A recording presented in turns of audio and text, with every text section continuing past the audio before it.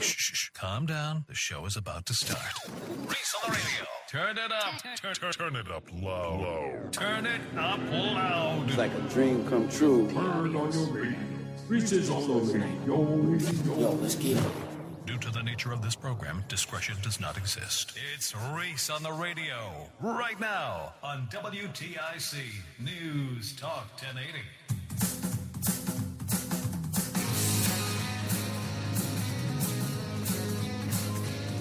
Let's go.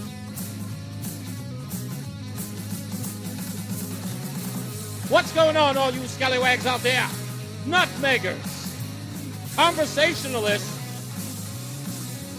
oh, and you knuckleheads over on the left. It's Reese on the radio on NewsTalk 1080 WTIC. Welcome to your Tuesday evening. We got plenty of news and plenty of views to get you to the dinner table. Maybe to have a conversation with the family. Hey, did you listen to Reese today? I get so much of that. I really, really do appreciate it. It's always fun to hear. It puts a smile on my face. Sometimes I feel a little, sheepish when I hear it. But I want to thank you for those of you who send a message that you love the show. It's what I do it for, not for the accolades. I do it for your enjoyment. And it's a pleasure to do that. Bring up the stories that mean something to you and to get you engaged in fighting for your environment in all aspects. Not just the DQuat issue, your environment as a citizen of this state and as an American. That's the work that we do here. Is to inform you, get you engaged, and to fight back. Because again, not everybody has your best interest at heart. And in order for me to prove that I do, I got to earn it every day. By the way, I will be talking about hydrilla and DQuat today. For those of you who are saying that I'm not going to let this go, there's a reason why I'm not letting it go. Not until it's done. That's how this works. Not until it's done. This has got to be a conversation ender. And in order to do that, we need to keep presenting evidence to our case. If we lax, if we show any let up, they say, you know what, they're not interested anymore. Spray them. You start getting complacent and you figure, let's stop talking about it. As soon as they know that you have no interest on them, poison them. They're not watching. Hell no. We're putting this to bed. And folks, let me tell you today, lazy lawmakers, lazy governing, and lazy propaganda by the news media. We'll get in all of that in the 3 o'clock hour when we get to headlines. You don't want to miss that. Because this one's even funnier. Shows you exactly how lazy these folks are. Now, I flippantly, sometimes I can be flippant about certain news stories. And on Friday, I was doing headlines. And as I always do, I run through some stories we may not be covering. Not just on the station, but just overall. You may have seen them here and there, but I find them interesting, maybe little blurbs here. And on Friday, I did one. I thought this was interesting, and I paid no real mind to it because it just seemed like a story about a couple of kids who were doing something stupid. And then Boston Julie, you all know her, one of my biggest supporters, family almost. She sends me a story and says, hey, did you see this? And I watched the video. It was pretty long, about 6 minutes. I send her a message back. I was like, yeah, I did this story last week. That's weird. I didn't know it was this deep. Let me remind you of the story. It's a little itty-bitty story. On Friday, it turns out that East Hartford and Syracuse, New York, extradited some teenagers all the way to Polk County, Florida, because of a swatting incident that they'd done because they were playing a game online. Now, I want you to listen to this story, but what I want sort of lingering in the back of your mind is a story we covered in Meriden about a young man who was picked up. Well, he wasn't picked up by ICE. He was detained by ICE And remember, there was a whole graduation that he was going to miss, and they were protesting. They were going to give him his diploma anyway, and no one would tell us the kid's name, and no one would tell us what happened at his immigration hearing. Still don't know any details. We even tried to contact the mayor of Meriden to see if he would give a statement. Nunzo. We got nothing. I want you to think about this, because what they keep telling us is that Hispanic people are being kidnapped. Now, I want you to think about that. I want that story lingering in the background while I remind you of a story I did, just a byline, at about 3, 4 o'clock on Friday. Here's that story about 2 teenagers extradited to Polk County, Florida. Where is it? Here it is, right here. 2 state teenagers have been arrested and extradited to Florida for allegedly swatting a child in Polk County, Florida, after losing a match in the popular video game Fortnite. A 15-year-old boy from East Hartford and a 14-year-old boy from Syracuse, New York, are accused of swatting, a harassment tactic that forcibly reports a crime to the police and causing them to show up. The Orlando Centinal is not naming the suspects, of course, because they're minors. The victim was a 12-year-old in Polk County, and they said in a Thursday news release. So I just read it as a byline because, again, the story was very simple. They got extradited. Well, like I told you, Boston Julie sends me this article, and it's the Polk County Sheriff Grady Judd. You're going to remember his voice because he's a part of a lot of viral videos about crimes that happen in his community. He's very funny, he is no nonsense, and he hates the liberal media, which he did attack in this video. But he gave the details about these teens that were extradited. And what's crazy is Hartford and Syracuse, New York, the 2 most liberal places in the world, did not make any bones about handing over these children to Polk County to be charged with felonies, which runs complete contrast to what we've been hearing over and over again about Latinos being kidnapped. Both of these boys are American citizens, right? Whatever happened to the whole disappearing thing? Well, I want you to think about what Democrats like Debbie Wasserman Schultz and Max Frost are screaming about, internment camps and disappearing and kidnapping, all that nonsense. I want you to think about the crimes that they won't tell you about those folks that are being extradited out of our country. And then listen to the crimes of these 2 children, a 15-year-old out of East Hartford, a 14-year-old out of Syracuse, New York. You're going to love every bit of this. And some of you might be a little shocked. Here's what makes these unique. Our suspects are 14 and 15 years of age, and they're from Syracuse, New York, and Hartford, Connecticut. So I applaud our Department of Juvenile Justice for their work because they actually extradited them here after my detectives were able to get a warrant for their arrest. Here's Reyes. He's 14. He's from Syracuse, New York. And Martin, he's 15, and he's from East Hartford, Connecticut. And let me tell you what occurred. It started on June the 4th at about 7:50 in the evening. Our victim, who lives in the Davenport, Haines City area, was 12 years old, and he was playing a game with and that's what he knew him as. He knew his name. These all are in the same gaming group. And for whatever reason, became mad with our victim. And once the game was over, he then created a swatting incident. He called the Haines City Police Department. Turned out it was in the unincorporated area, and Haines City sent it to us and said, there's this shooting next door. I've heard it before, but it's really bad, and my mother said to call. and they're shooting and they're shooting and they're shooting guns. So, of course, we went there and determined immediately that it was a swatting incident. That was from the 15-year-old out of East Hartford. Yeah, after losing a game of Fortnite against a 12-year-old, the 15-year-old of East Hartford called the police in Florida and said that I heard shooting and shooting and shooting, and my mother told me to call. Police arrived.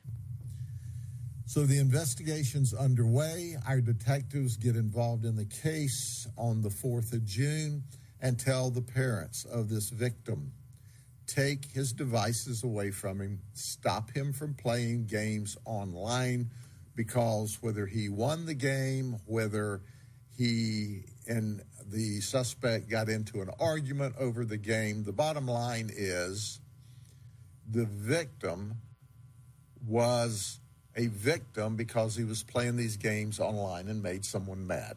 The very next day. That's right. The very next day. We're under the impression that these all happen at one time. That's why it's important to listen to this. The very next day. There's another swatting incident to the same victim. This time, the call goes into the Kissimmee Police Department. Kissimmee determines, hey, that's in Polk County, notifies the sheriff's office. This was a more sinister call by Reese. Oh, yeah. It was really, really sinister.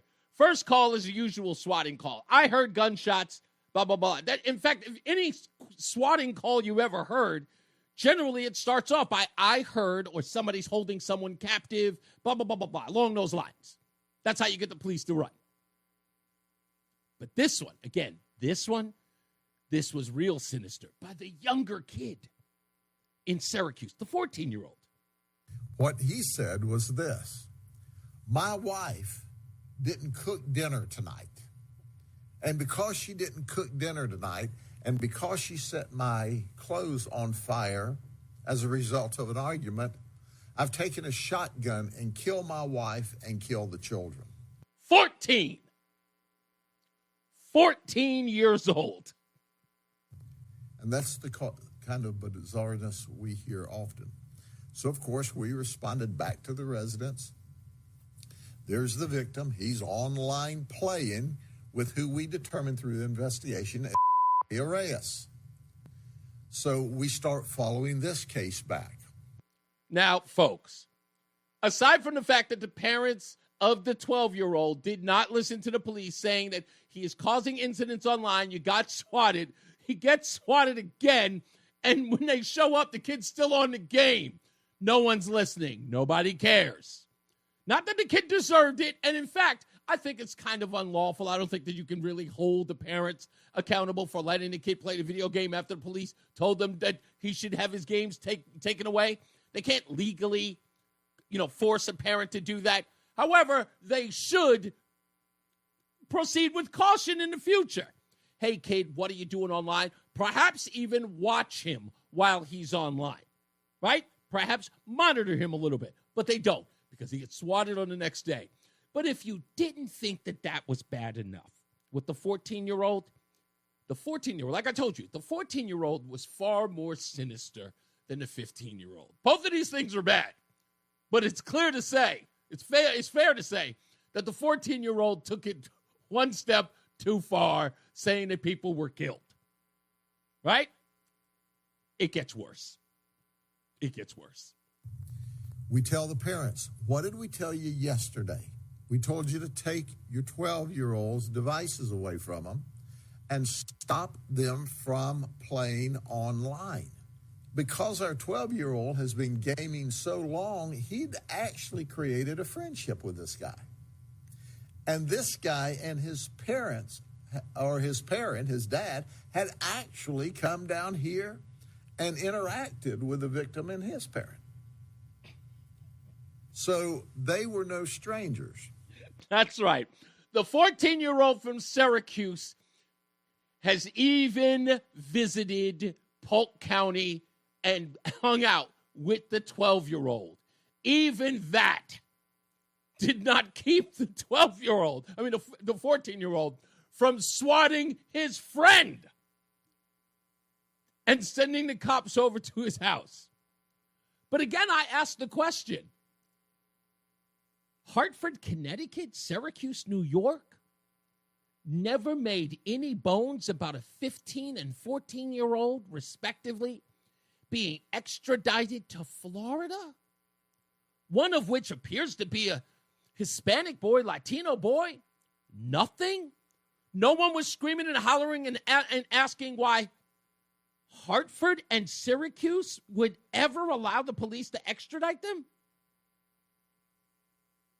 Like they wouldn't find some other way to do this? Nothing, not one word. Damn. Hartford, you guys really don't care about the kids. You don't. All of this nonsense. Where's William Tong? Polk County, that's a pretty conservative town. You allowed MAGA to take one of East Hartford's kids? Where's the protest? Where are the lawsuits? Where's the outrage? Didn't that kid had friends in a high school of some sort? Where are they? Nothing? They just allowed these kids to get picked up and flown to Florida. Wow. When we go to break, I got to find out how close Polk County is to Alligator Alcatraz. I think it's only right. We should find out if it's within the proximity.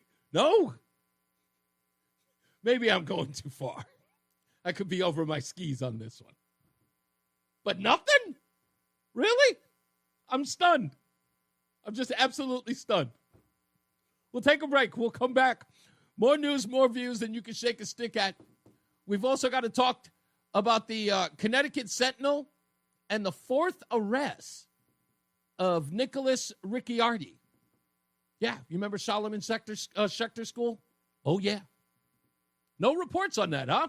We'll talk about that as well. Stick around. It's Reese on the radio on WTIC News Talk 1080. You know, I'm not one to brag, but it's our birthday, 100 years. I'm sure you've heard, and I'm sure the present that you have for us is incredible, right? Same thing we got last year, this year in blue. I just read the funniest statement. I don't know if anybody watches CNN, but if you are online, you only watch CNN online. Let me tell you why.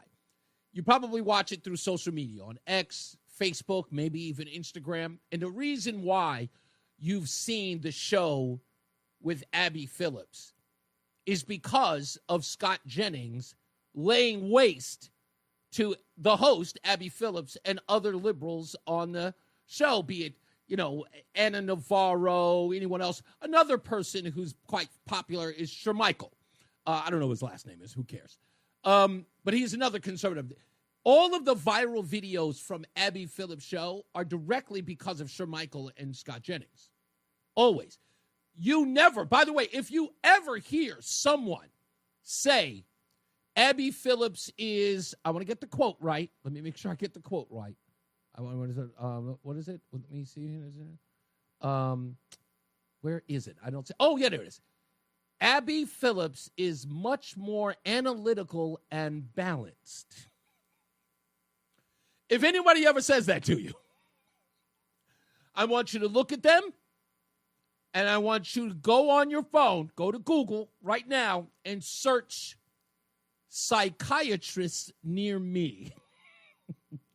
Once you've located that individual psychiatrist, hand the telephone number to the person who's just repeated that nonsense. Okay? I just want you, so let me read it to you again. In the event that you ever run into a clearly delusional individual who says the words, Abby Phillips of CNN is analytical and balanced. Again, go to Google, Bing, DuckDuckGo, and type in psychiatrists near me. Okay? Do we have our instructions? Thank you. This has been a public service announcement by Reese on the radio. I want to give a shout out to the Connecticut Centinal. They are, I gave them a shout out before, but I got to give them a shout out today. Quietly, I have been writing these articles about things, related to, maybe my opening monologue, something that, I'm interested in. And it's always been something I wanted to do. I wanted to kind of be a blogger way back in the day. So I figured that I would take a shot at it. So I have. And if you go to reaseontheradio.com, you can find my Substack, which, again, I don't believe in making people pay for my Substack. I don't think if I get there, then I'll start charging people, okay? If I ever arrive at that point where I think that what I say is worth somebody subscribing for, I'll do that. Can we do can we do it like $1? No, I'm kidding. Anyway, when I'll do that. But anyway, so I did it, and I posted something on X, and I put an at Connecticut Centinal. I'm poorly articulating this. And they asked me if it was okay if they published it in their newspaper, and I, of course, humbly accepted. And so they posted one of my articles today about Democrats and their so-called freedom for illegals. So if you want to check it out, go to Connecticut Centinal, or you can go to reaseontheradio.com to my Substack, and I just want to thank them for doing that. That's something I never thought that I would ever see that in any publication would ask me to do that. So from the bottom of my heart, I appreciate it. It is humbling, and I promise I will write more, and I will try to keep it just as light and funny and entertaining as I do the show. So that's that I wanted to give that.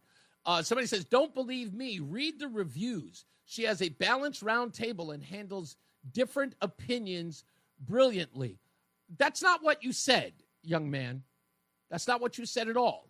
You said, and I quote, Abby Phillips is more analytical and balanced. That means that she holds conservative as well as liberal views. That is a farce and a lie, because you don't watch that show, and I do. Why? Because it's my freaking job to. And I know everything that Abby Phillips and her stance on everything, because she is a fundamentalist when it comes to liberal ideology. Everything about her is cookie cutter. Okay? There's nothing balanced about her. She doesn't take a libertarian stance at all. She is not an unbiased or objective news person. She is a leftist. You would know that. The only reason why you think she's balanced is because you agree with her. That's all. You think that your point of view is balanced. That's the arrogance of the left, thinking that your point of view is the point of view. Well, isn't that the point of view of everyone? What do you mean you think differently? That just doesn't make sense. Knock it off. It's balanced. And the reviews? Come on. That's laughable. So we're going to talk to Mark in West Hartford in a little bit. He's going to call after we pay some bills on the other half. If you haven't heard about it, it's astonishing. Because all the news media is talking about is Jeffrey Epstein,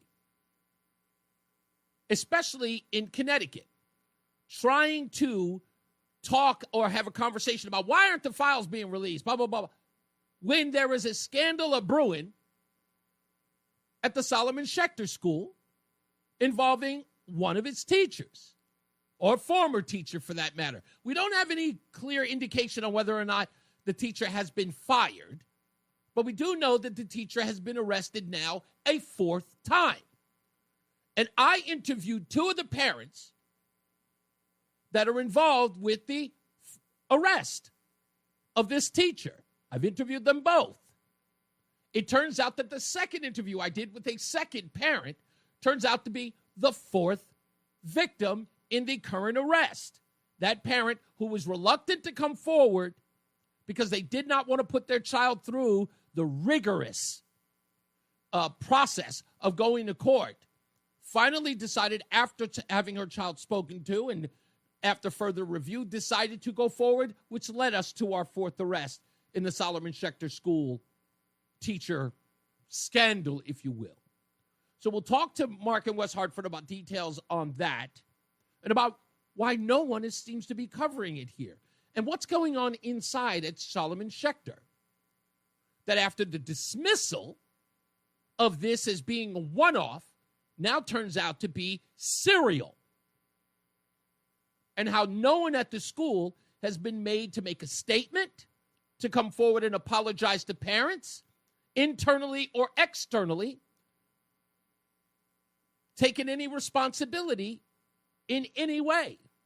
So we'll get to that, and we'll talk to Mark about that as well. I just find it odd that the news media has been kind of hush-hush about this. I'm assuming because it would probably, maybe throw a wrench in the whole, idea of throwing pornographic comic books inside the library.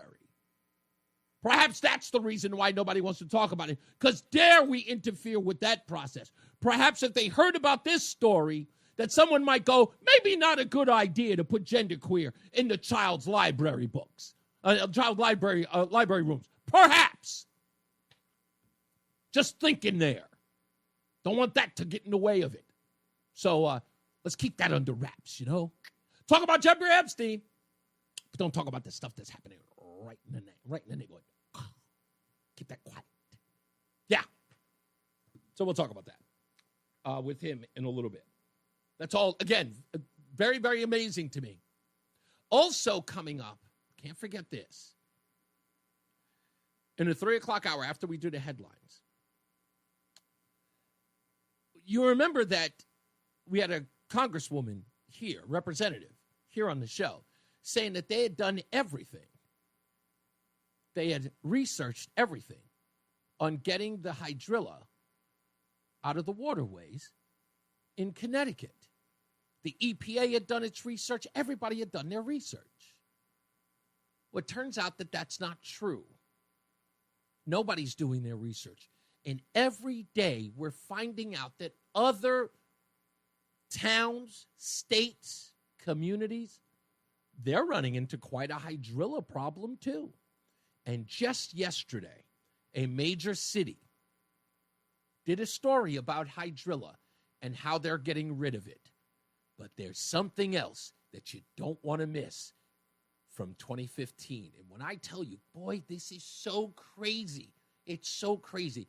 You will be outraged that the folks in Connecticut, the lawmakers who are advocating for the use of DQuad, telling everybody else that any conversation about it is mis and disinformation, having the news media carry their water and dismiss alternatives to get rid of hydrilla.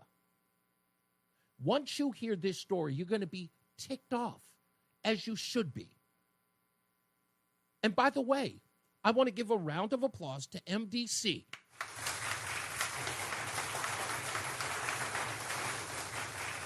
Did you know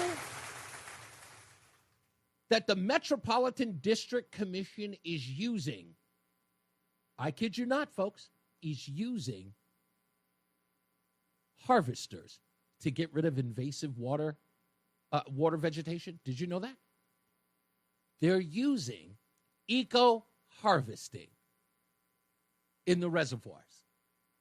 People have been sending me videos all morning of the eco-harvesters all around there. Yeah, picking up. It's being used right here in Connecticut. Everybody knows. Nobody's using any nuclear option. MDC, the Metropolitan District Commission, they actually are doing, I can't believe it, an eco-friendly way to get rid of. And then they're getting rid of water chestnut. I didn't even know that was a thing. I thought those were like actual chestnuts. There's a thing called water chestnuts that are just invasive. And they got eco-harvesters cleaning them up. You can find them all over the road. Yeah, it's incredible. We got to take a break. We'll come back. More news, more views. We'll talk to Mark in West Hartford about the fourth arrest in the Solomon Schechter scandal when we return. Don't go anywhere. It's Reese on the radio on WTIC NewsTalk 1080. Listen to WTIC News Talk 1080 on the free Odyssey app. Download and like WTIC today for alerts on special programming. Don't worry about it, Jason. That's never going to happen, my friend. And I appreciate the sentiment. I agree with you. Never, ever will I. That'll never happen, buddy. By the way, Donald says in the chat room, says, Reese, you're not balanced either. And this means what? I've never claimed to be. From day one when I joined WTIC, from the first time my mouth or my voice ever came over these airwaves, I introduced myself as a conservative, a Reagan conservative. That is the way I've always been, and that is the way I will always be. The change in me happens when there's empirical evidence that suggests that I should. As far as balance is concerned, you have never heard me say I was balanced and then found out that I wasn't. Okay? That's just so you know. So there's no measure here that I'm trying to reach. I'm not trying to be Abby's so-called balance. Just trying to be Reese. Let's get to Mark in West Hartford. Mark, what's going on, buddy? Nobody covering this story the way that you are. And you know what's funny is you and I, we know that we're probably behind a couple of weeks. I told you 3.5 weeks ago the fourth arrest was coming, and literally nobody's covering it. I did a little research today because I just want to see just how bad the local media was. Okay. So NBC, WFSB, Fox 61, WTNH, and the Hartford Courant. Mm-hmm. So I first attached each one of those to Jeffrey Epstein. Right. And it was endless. It was infinite. I stopped when I started reaching, 40, 25, whatever reports on him. And then I just simply put in the teacher who was arrested for the fourth time, right, Nicholas Ricciardi. And it literally came out. And again, I stopped with Jeffrey Epstein. So I came up with 167 times between the 4 TV stations and our oldest published newspaper in the country. Mm-hmm. I stopped. And to the number 15 is the reference to Nicholas. Now, the Hartford Courant, the only reference they had to Nicholas Ricciardi, the teacher who was tickling kids, was just the initial arrest. They never followed up with. So arrest number 1, which is now almost a year ago. Yes. Now, NBC, they're at. WSSB, they're at 1. Wow. So I just don't understand how, again, they'll report endlessly on Jeffrey Epstein, which we're all set there because nationally and online, social media, we're all set. We don't need local media to cover Jeffrey Epstein. It's saturation at this point. So but let's get to Rabbi Berger, who is in charge over at Solomon Schechter, who I don't know if you remember or anybody remembers the last visit I had. We talked about the school was doing a survey on his performance, which was bizarre. I actually got sent, you filled in bubbles like you were taking a test. Okay. And now you can't find anything out. You can email them, call them. They're not going to tell you. Right. Rumor on the street is he's off on a suspension. Really? But you can't find anything related to it. And there was no public information available, nor a public statement made by Schechter on this story. Nothing. Now, the one thing that is most disturbing, that it just this Rabbi Berger is just like he's the gift. Well, it's not a gift. He's the shill that just keeps on giving. Yeah. He actually, in front of faculty and staff. This is alleged. Apologized. This is alleged. Alleged. But we have a good source that was standing there and absorbed it. So it might not be verbatim, but one part was he apologized for not being mentally present because of the blank family issue. Right. In essence, now, he didn't. Right. So he's blaming the victim. Yes. So in essence, and I knew you were going to bring this up, so we were all prepared for this. So in essence, it was almost like calling the issue at hand the family member who brought it to the school's attention that their child was affected, instead of the teacher who, in essence, did or has been accused of the crime now 4 times. called it the incident of the family member, as if to suggest that this wouldn't have never been an issue had not the family reported it. And not just to the school. Yeah. Now, let's go back to the third arrest, which took place at a separate school. Right. So it really is, instead of being grateful that somebody was coming forward, right, and how brave are the kids in this case? Because guess what? It's not easy.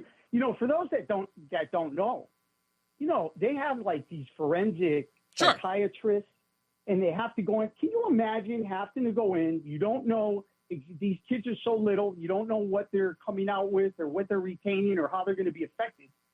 How do you sleep at night? You have to bring your 6, 7, 8-year-old daughter or son. In this case, it's mostly females. I gotta wrap it up because I gotta go to the top of the hour. But you make a very good point. No, I just want to make sure that we understand that. Again, this is something that needs to be, and thank God for Connecticut inside investigators and Mark Fitch, who's actually covered this story, as well as you who've covered this. We need an answer from Solomon Schechter on exactly what's going on there and how they're going to rectify this. But thank you, Mark, as always. Just with one thing, real quick. Yeah. Hey, 5 seconds. Yeah. Not one public official elected or appointed in West Hartford, the mayor, town manager. We have a senator, Derek Slapp. Not one of them wants to touch this. I know. You. You're right. You got it, Mark. Let's go to the top of the hour. Reese on the radio, making sense of the news. Yeah, even when it makes no sense at all. Now on WTIC, News Talk 1080. All right, let's get to some headlines.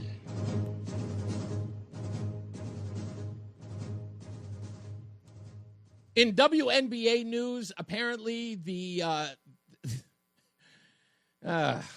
how do I put this?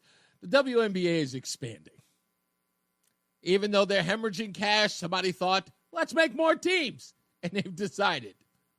So, apparently Portland, Oregon got a team.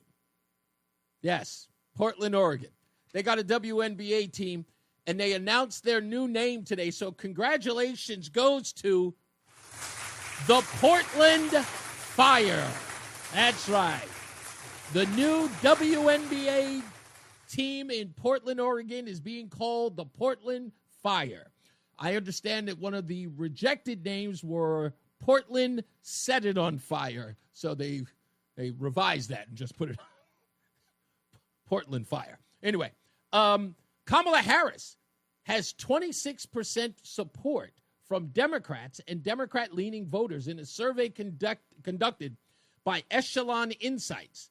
Former Transportation Secretary Pete Buttigieg and Governor Gavin Newsom were the only other Democrats to get a double-digit support. Pete Buttigieg with 11 and Gavin Newsom with 10. I expect those numbers to change in the event that Kamala Harris decides to run for governor of California. It looks like she has a shoo-in to do. I don't think she wants to go through the same embarrassment of the of the presidential race again. More than likely, she'll go up against J.D. Vance, who knows her well. Incredibly articulate, will probably take a hacksaw to any campaign they try to muster at all. I thought this was interesting and a wild approach. Could illegals be fined for not obeying their deportation order? Deportation order. I was saying that wrongly. Their deportation order. Could they be fined? Well, apparently one illegal has been. It's been going on social media. I wasn't sure that the story was true, and then I found this. The Florida undocumented immigrant who is now facing a $1.8 million fine was initially issued the removal order back in 2005. And so this almost $2 million fine actually reflects a daily $500 civil fine for every single day that she refused to comply with this removal order and failed to self-deport. Now, this is actually a regulation under the Immigration and Nationality Act that actually stems back from 1950.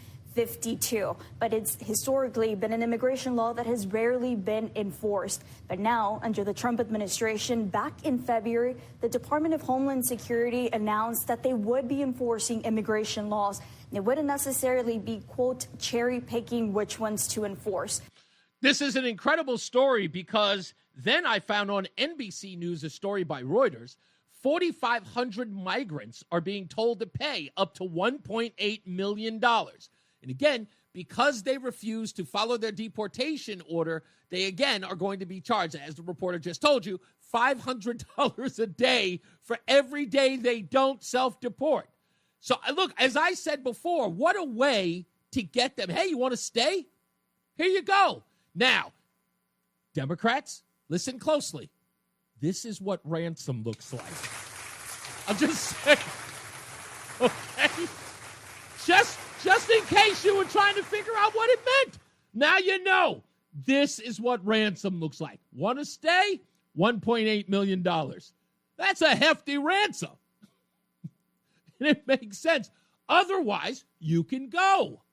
Just go. You want to stay? You know what? You don't want us to come around and come in? Here you go. Here's your bill. Huh? Here's your bill. Yeah, I know that there are people out here saying that you spend, X amount of monies on tax dollars. We know all of that. But you know what? You've been here on the Americans' dime, and they should get some payback. This, ladies and gentlemen, not only is it kidnapping described properly, it's also, dare I say it, civil rightsers, hold on. Wait, take a seat. I'm going to say the word. Could 4,500 illegals paying $1.8 million to Americans who have been footing the bill for them for so many years, could it possibly that those Americans could get, wait for it, reparations? Yes. That's all I'm saying. Civil rightsers right now are screaming. They're throwing stuff. I expect them to. And it is another story that I am very, very ashamed to have to report. And we'll get to the phones, 860-522-WTIC. You may have heard that members of the state Senate sent a letter to the Attorney General's office about licentiousness happening at the Metropolitan Community Church of Hartford.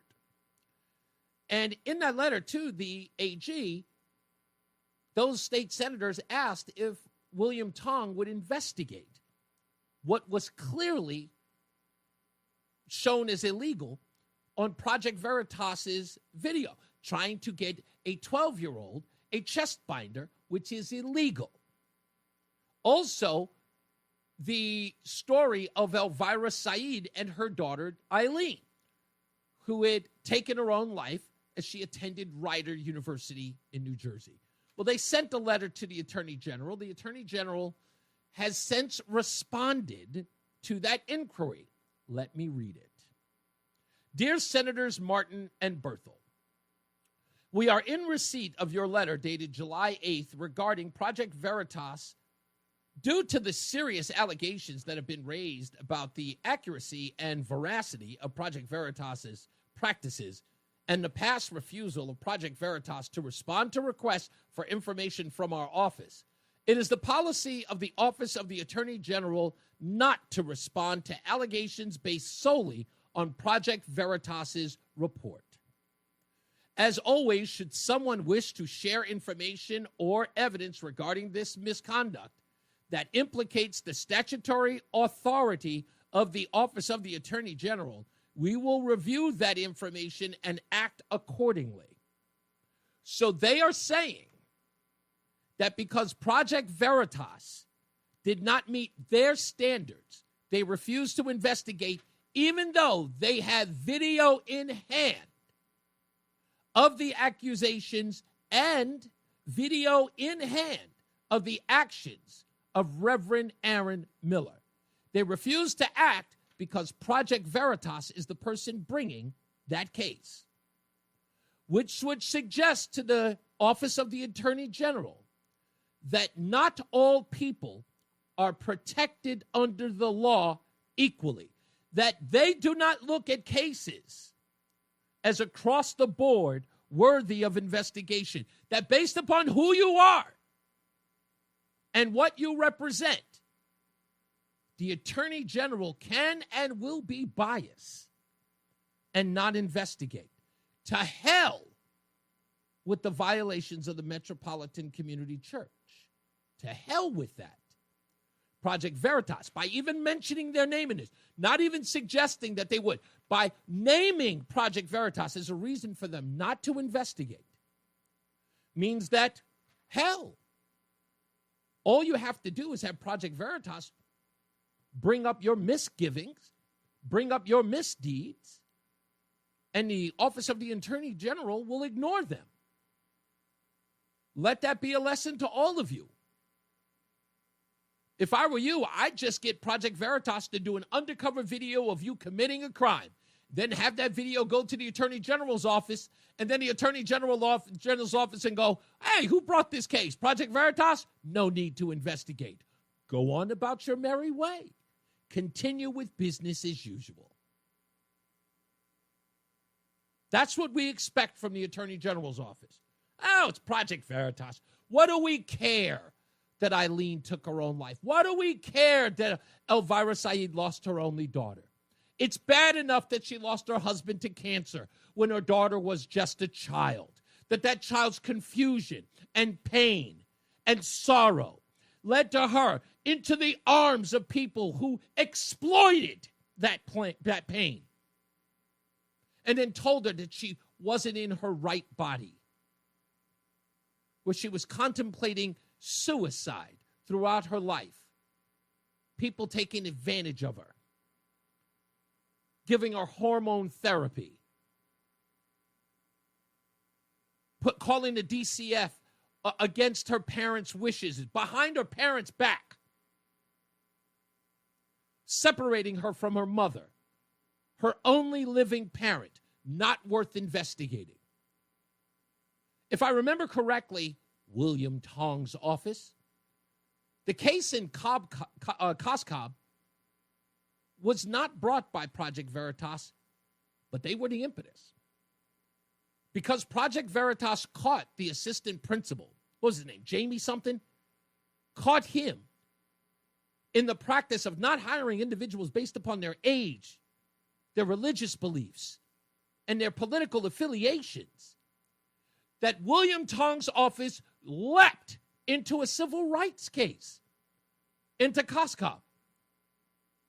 Nobody asked him to. There was no letter sent to William Tong's office. They came to the aid of anyone who may have been dismissed by the Coscob school board.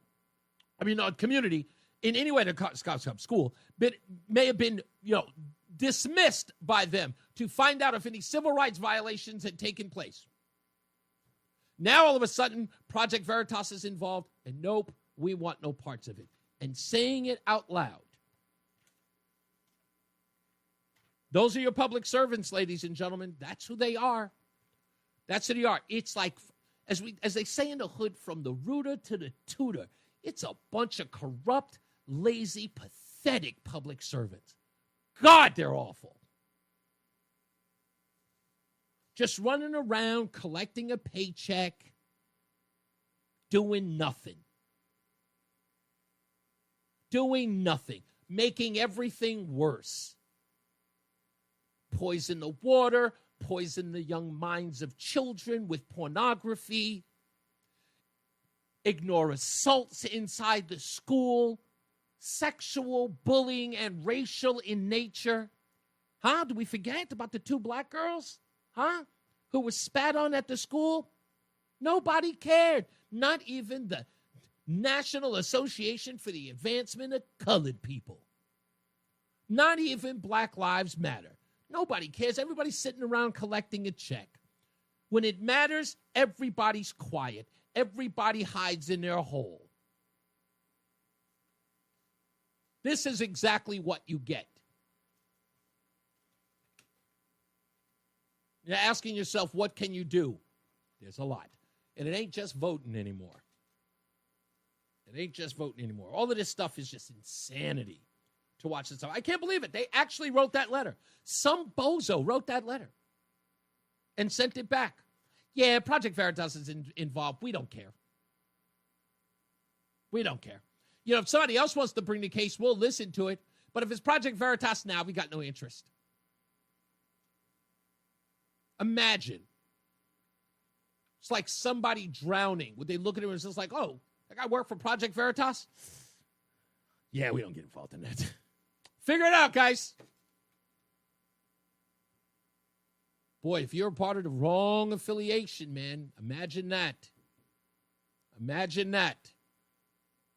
I got the wrong flag outside your window. Huh? Imagine that. Your attorney general telling you, nah, no interest. Let's go to Steve in Andover. How are you, sir? Hey, good afternoon. What's up, man? So, getting back to that Grady Judd and the swatting thing, Yes, right? yes. So you got a couple things going on there. One, and I think they both come into play here. But the first is this: if somebody at the upper levels of the state, whether it be the AG or juvenile prosecutor or whoever, comes out and says, you know, we think it's wrong that Florida is extraditing juveniles, blah, blah, blah, blah, blah. It's an open admission to the absolute dumpster fire that is juvenile law in the state of Connecticut. Absolutely.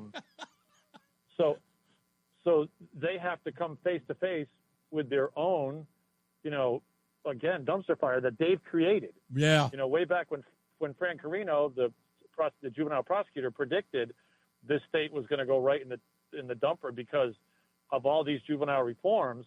Yeah. Well, now look what we've got, right? No long lane.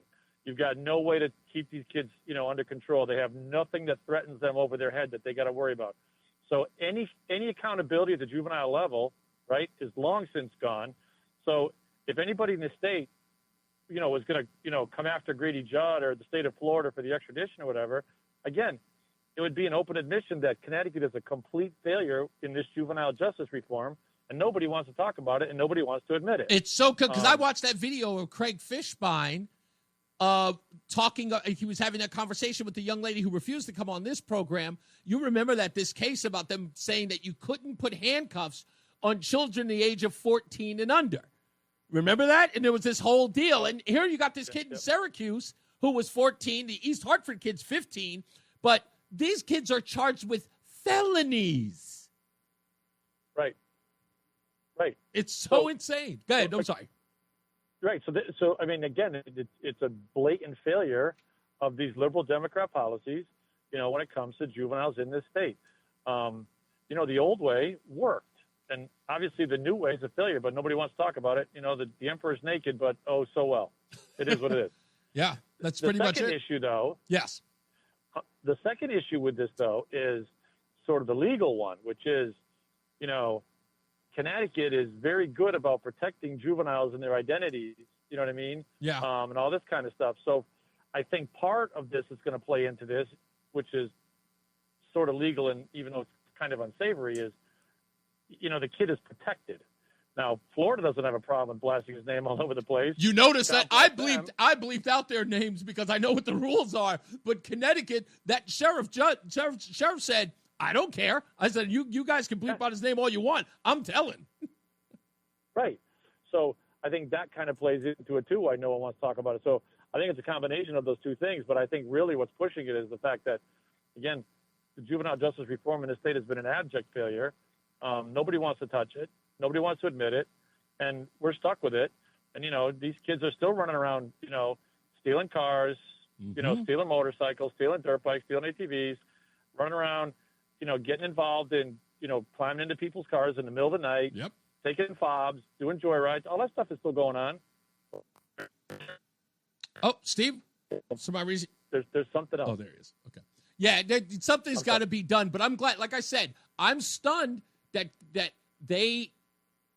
Connecticut allowed a 15-year-old to be extradited to Florida, especially with the whole, you know, the way in which they lost their minds about this young man at the Meriden High School that was taken in after an ICE hearing. You know, people lost their mind in the state about that kid being taken. And sure enough, no word about this 15-year-old, which I thought was just, I don't know, it's just weird. To me, it's just odd.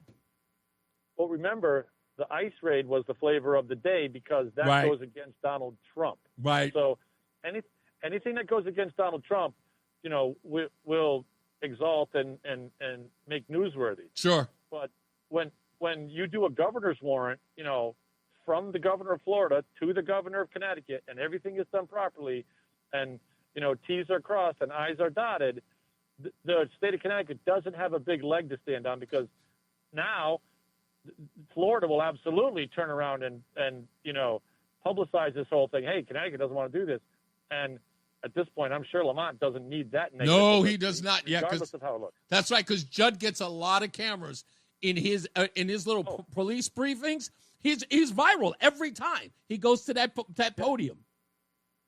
Right. Yeah. Oh, him and Wayne Ivey could sell tickets to their press briefing.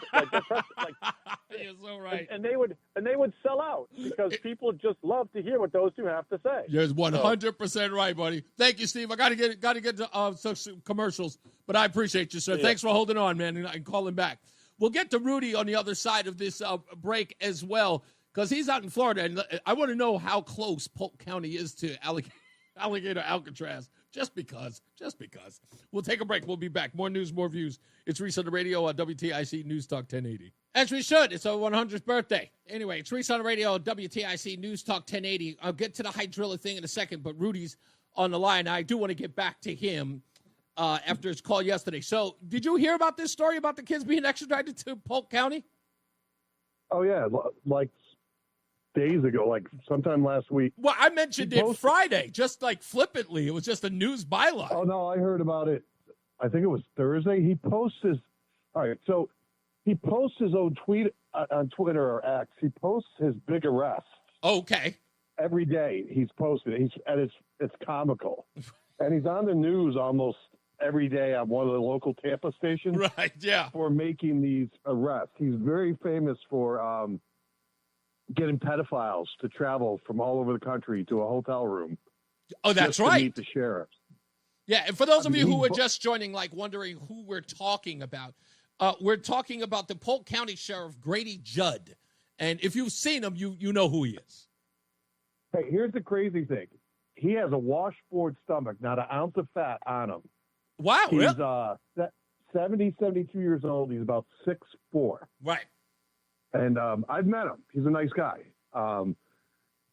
As long as you don't commit any crimes in the county. Like we have such a low murder rate. I mean, Lakeland is the big city, and it's approaching 200,000 if you include the unincorporated area. Right. And we have 6 murders a year. Compare that to Worcester, Providence, New Haven, Hartford.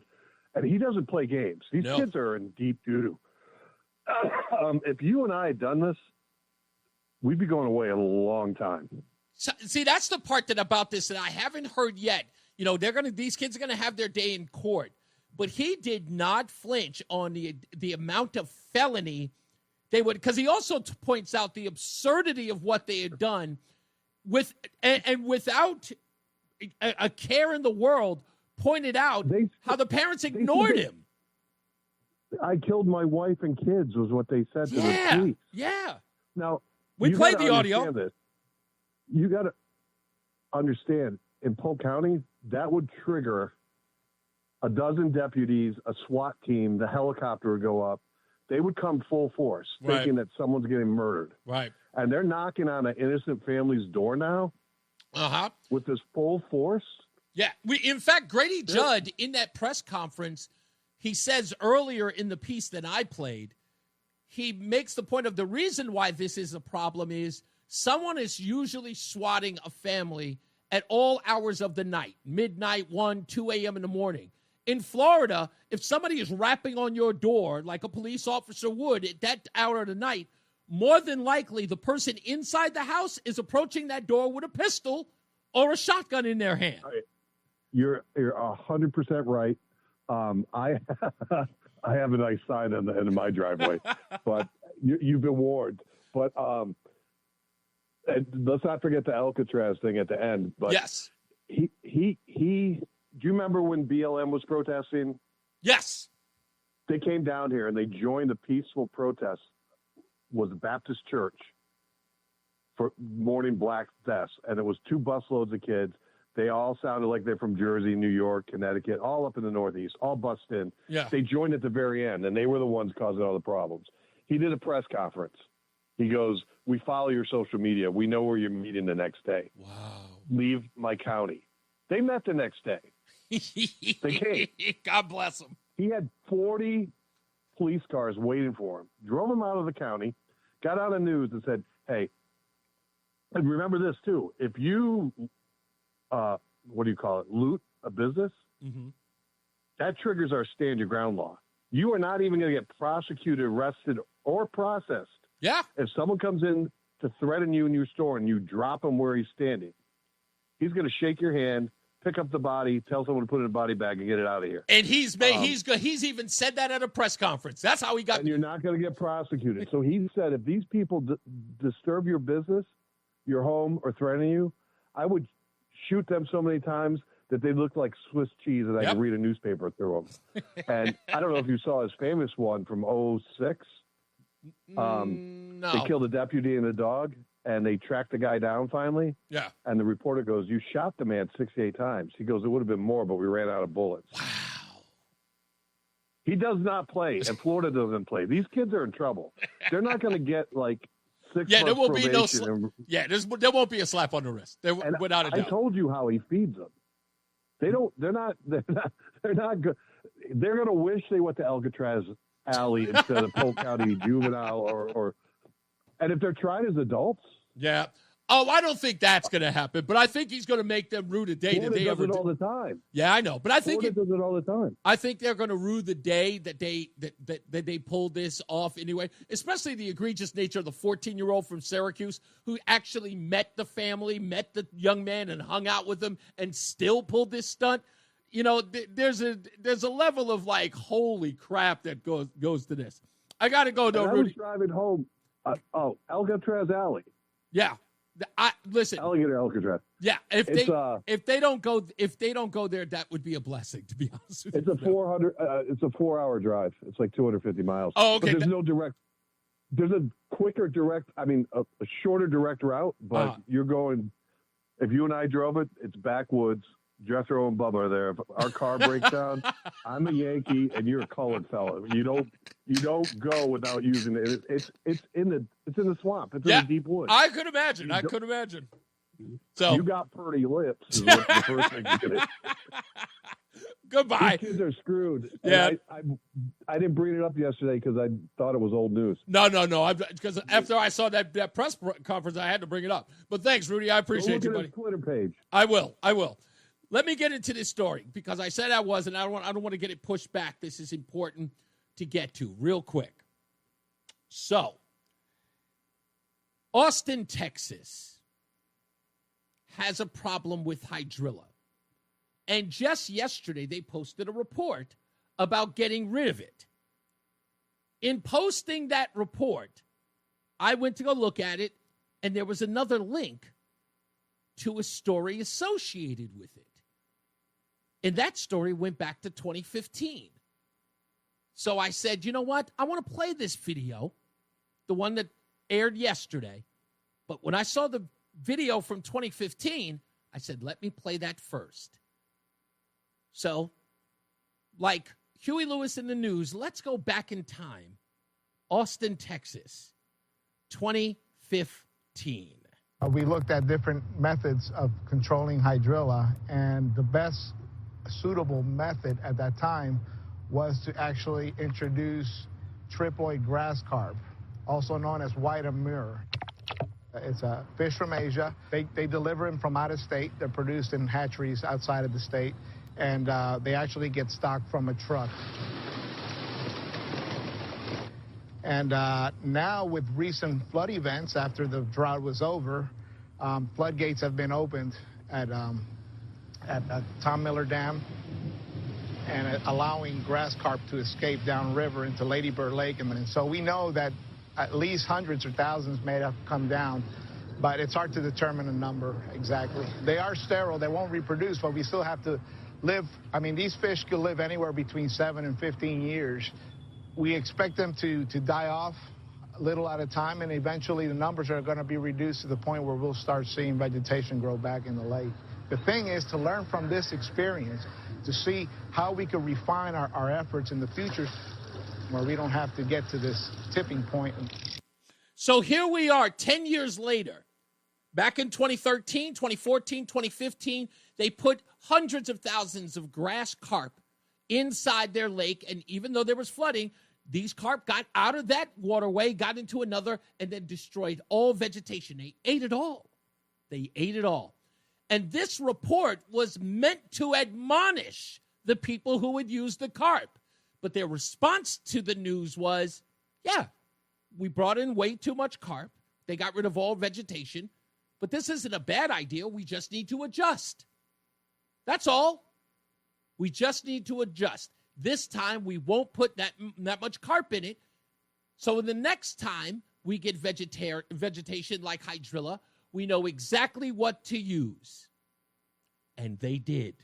This from the same news outlet. This is KXAN in Austin, Texas, using carp again. In an effort to avoid the rapid spread of an invasive plant, the city of Austin is adding fish to Lake Austin later this week.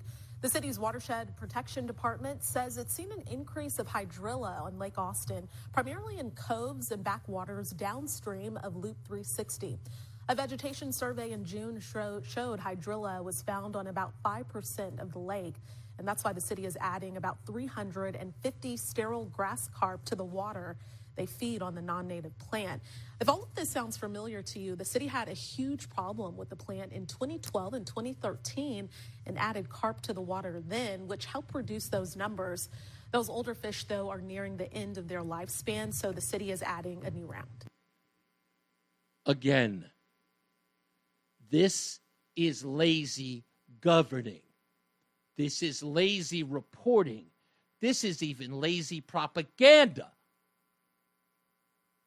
No one is checking out the alternatives. This is nonsense. It's straight up bullcrap to sit up here and tell me we've exhausted all ideas.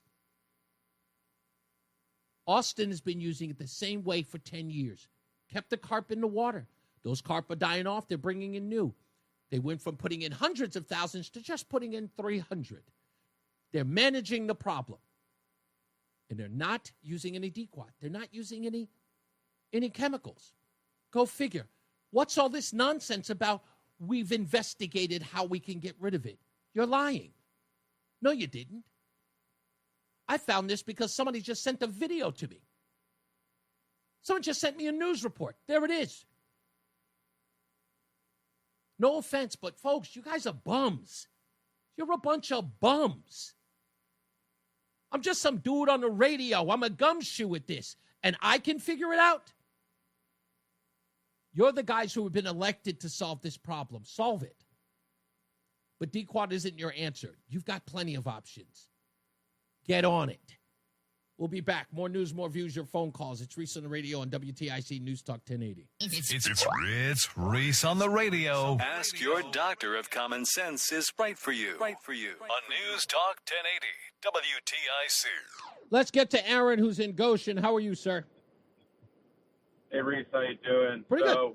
Real quick, Connecticut news. I don't know if you're familiar with Long Island Audit, Sean Reyes, and Brian Fahey's ongoing beef and how unhinged Brian Fahey is. But it's all over TikTok and it's all over Instagram. Long story short, Fahey is being questioned as to why he's making over $75,000 a year in overtime. Damn! In overtime?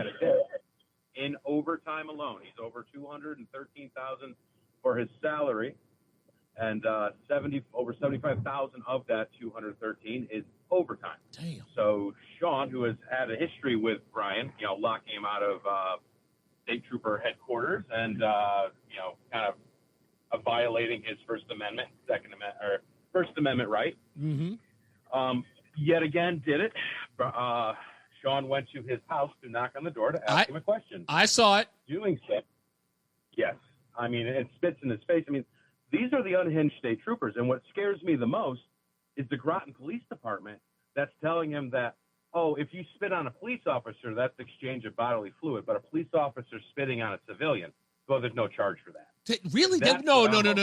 Please don't tell me that because I saw the video this morning. You're going to sit up here and tell me that, no, I watched it. You're going to sit up here and tell me that it's not an assault charge for the trooper to spit on someone else?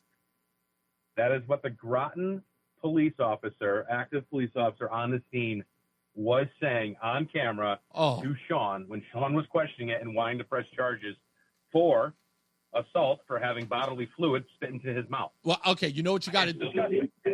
You know what you got to do? What has to be done is if the video's got to be sent to the county prosecutor. It's going viral right now. Oh, no, I know, but it's got to go to the county prosecutor and make the county prosecutor respond to it. Just know. The other thing is, too, I don't hear anything about this nobody's talking about it. Oh, I know. For the most part, outside of social media, you don't hear I on your side is not going to talk about this. ABC, NBC. He said, I on your It's just side. going to be swept under the rug, or nobody's going to bring any kind of attention to it. Yeah. So I think it's up to us as citizens to kind of keep the. Yeah, you have to. You got to push that. Like I said, I saw the video. I was going, what? Is that? No. Yeah, it's bad. It's bad, and it's everywhere. It is definitely everywhere. But like I said, that kind of stuff going viral, that will, Zach says prosecutors won't charge him either. They'll protect their own. They'll whack him before they bring it, and he meant that figuratively, before they bring a case against him. Meaning they'll fire him before they bring a case against him? Yeah, but you know what? If it's on video, you listen, if there's one thing I know, Zach, about these things, is that public pressure moves the needle with these folks. And because it's gone viral, that's usually the case. Like, it's like, we got to do something. That's how that moves. Instead of just doing the right thing outright, preventing it from getting all the viral nonsense involved, just do the right thing, and you won't have to. It won't have to become a scandal. When you respond to the scandal, it's too late. Then your credibility is gone. Be a credible person. Be somebody with integrity from the outset. Don't wait until everybody else is outraged for you to then say you're outraged. I'm outraged because they're outraged. If you know it's wrong, it's wrong. But yeah, I watched the video this morning. Ooh. Yeah, it's pretty bad. It's Reese on the radio. And don't say we didn't warn you on News Talk 1080 WTIC. I say breathe, play, breathe. Bagel Deli and Bakery. Between rounds. And it's time to give our Between Rounds a dozen bagels a month for 6 months. Courtesy of Between Rounds, the Bagel Bakery and Sandwich Cafe winner, they're due. This time it goes out to Arnie C. of Torrington, Connecticut. He is our recipient. I've already sent him an email. Arnie, you will get a dozen bagels a month for 6 months, courtesy of Between Rounds, the Bagel Bakery and Sandwich Cafe, located in South Windsor, Vernon, and Manchester. I got a great email, or text message, I should say, from Jerry today. Thank you so much, Jerry. And can't wait till we get together again so I can bore you to tears with another 4 hours of a dinner between me and my wife, where we will talk your ears off. Can't wait. Bring the family, too. They're such good people. We'll punish them with our stories and little anecdotes. They'll have a blast. Also, you know what? In the next break, if you want to go to our first ever Goat Tacos Tequila Taps Fest at Duncan Park, and that's between July 24th and July 26th if you want to go. But if you want to win tickets to go there on Friday night at 5 o'clock, which includes several food samples, multiple beverages, and samples, must be, of course, over the age of 21. If you'd like to go, get on the phones right now at 860-522-WTIC. Again, that's 860-522-9842. This is our first ever Goat Tacos Tequila and Taps Fest at Duncan Park. The event goes from July 24th to the 26th. Your tickets will be for Friday night at 5. They include several food samples and multiple beverage samples. So get on the phone right now so you can win an opportunity. And Roland will pick who that winner is, and he'll just tell me who it is after the fact. Okay? All right. We'll figure that out. Plus, now we'll get to another check of your weather and traffic. President of the Chris Murphy Fan Club, Reese on the radio on News Talk 1080 WTIC. We're back. It's Reese on the radio on News Talk 1080 WTIC. Did we get a winner yet, or am I getting a winner? Yeah, I got one. You got one. Okay. All right. Good. All right. We'll get to the phones in a second. I know there was something I needed to do in this hour. I've always got this so much stuff. Oh, yeah. Coming up, we got the stupidest thing I read today. Didn't do it yesterday. I'm going to do it today. So stand by for that. It's a crazy story because you guys remember a couple of Thanksgivings back in the day during the Obama administration, when the Affordable Care Act was the big, argument that everybody was having. Do you remember? Do you remember that? You might. You might remember that. Well, stupidest thing I read today is sort of in that same vein. And it's sort of a conclusion to all of that craziness. Just I thought it was insane. This Max Frost guy, I want to mention this so that people, how do I put this? There are going to be some people who might be upset at this, but I don't care. I've grown old and tired. James P. from Plainville. Okay. All right. Thank you. Can you actually, you know what? Just send it to me in the text. So I'll remember their name. I'll put that in there. What was I going to say? Oh, so I've grown old and tired of people who just can't say what they mean and tell the truth about what they want. My ex-wife, Mary, was like this. And our biggest argument was stop dancing around what you want. Don't complain and don't be passive aggressive about me or what you're upset about. Just say what's on your mind. People can't help but play games. One of her biggest things that she would do was she would say, I want you to figure it out. And not being able to would be part of the problem for Mary. So she'd be like, you can't figure it out? I'm like, no. And then that would be a problem because I didn't figure it out. So I refused to play the game. And I go, look, I'll give you anything you want. Just tell me what it is. But I want you to want to give it. I want to give it to you. I want to give you anything you want. Just tell me what it is, and I will give it to you. But the importance was for me to recognize what she wanted without her telling me. And then if I had figured it out, it would seem authentic. Because if she had to tell me, I was only doing it because she told me. And this is a silly game that plenty of people do it. If you got kids and they got a boyfriend or girlfriend and they're in these arguments, and you need to tell both of them, especially if they're young ladies. Young lady, tell him what you want. It's not that he's a man and he doesn't know. It's because anything short of that is playing games. And you're always going to be disappointed. He can't read your mind.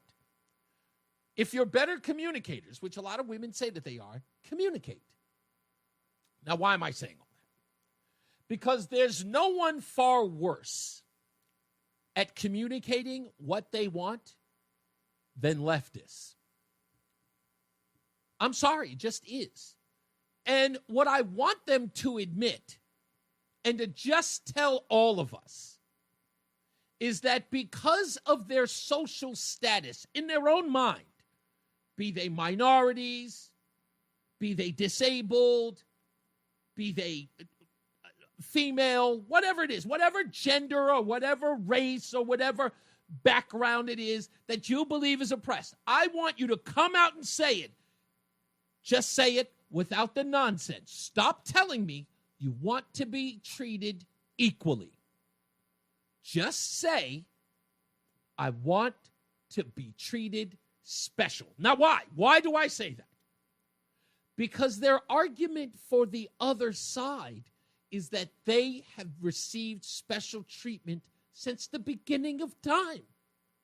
That's their argument, right? Everything has always been made for them in their design. They have always been privileged. So what you want is retribution. You want to be treated special, because the only way you can be treated special is to malign and minimize the other group that has been treated special. So that's your retribution. Just admit it. Please stop playing games with us. Okay? Don't be our wives and girlfriends. Be honest brokers in all of this. Say to us, you've had too much for too long. Now it's our turn. Take a back seat. Now, some people like a Jasmine Crockett, maybe even a Hank Johnson, or any other civil rights are out there, they'll tell you that. They're honest enough to tell you, but their branch, they'll tell you that those folks are radicals. No, we don't want that. We want everybody to be treated equally. Liar. You want special treatment. We know it. I bring that all up to say Max Frost, by the way, who's on a world tour with our own Chris Murphy. Where are they, in Ohio next? Where are they going? Where are they going? I wonder what song they're going to sing. What's going to be the opening song? Don't you want to know? I want to know what the finals are. Do you think they'll do an encore? Do you think they'll do an encore? Ebony and Ivory. I don't know. I never, ever know. They surprise us every time. Max Frost. He was on the news talking about what he saw over at Alligator Alcatraz. And he just lays it out there. The problem is that they're locking up brown folks who clearly, in his mind, don't deserve it. I don't see no white folks getting locked up. They're only locking up brown folks. Well, like Jim Carrey said in the movie Liar, Liar, stop breaking the law. He used an expletive, I won't. But that's the reason why they're getting locked up. It's like the old saying goes. It's like being in Harlem and looking at the arrest rates in Harlem and wondering why there are no white people getting arrested. Well, at least not nowadays, because nowadays it's gentrified all to hell. You probably get an even kill now. You probably get an even arresting. But you couldn't have Harlem in the 1970s and say, hey, how come no white folks get arrested? There are no white folks here. So here's this guy, Max Frost. Listen to him. This points to something bigger. They want more people behind bars. They want to incarcerate more people, and they want to ethnically cleanse this country of certain types of immigrants. Because here's the thing. They're not going for every person here that's undocumented. Because when I was in that internment camp in the Everglades, I didn't see any Europeans who overstayed their visa. I saw nothing but Latino men and Haitian men. Now, let's get to the point of why he's bringing all that up, right? You know, again, like I said, he doesn't believe that those people, you got to put some white folks in there. Can we get some white folks in there so I can be satisfied? First of all, he then moved the goalpost, so nobody knows he's not genuine about that. He's not genuine about that at all. He just wants them to be treated special. They're Latino. They're Haitian. Stop arresting them. Go get some white folks. They should start getting arrested at the level that Hispanics and Haitians are getting arrested for coming into the country. Leave our people alone for a little while. Let's see some white folks in those cells. That's what he wants. I wish he just admitted. But he also says something else interesting here in the beginning of the piece. Listen. This points to something bigger. They want more people behind bars. They want to incarcerate more people, and they want to ethnically cleanse this country of certain types of immigrants. Because here's the thing. Here's the thing, Max.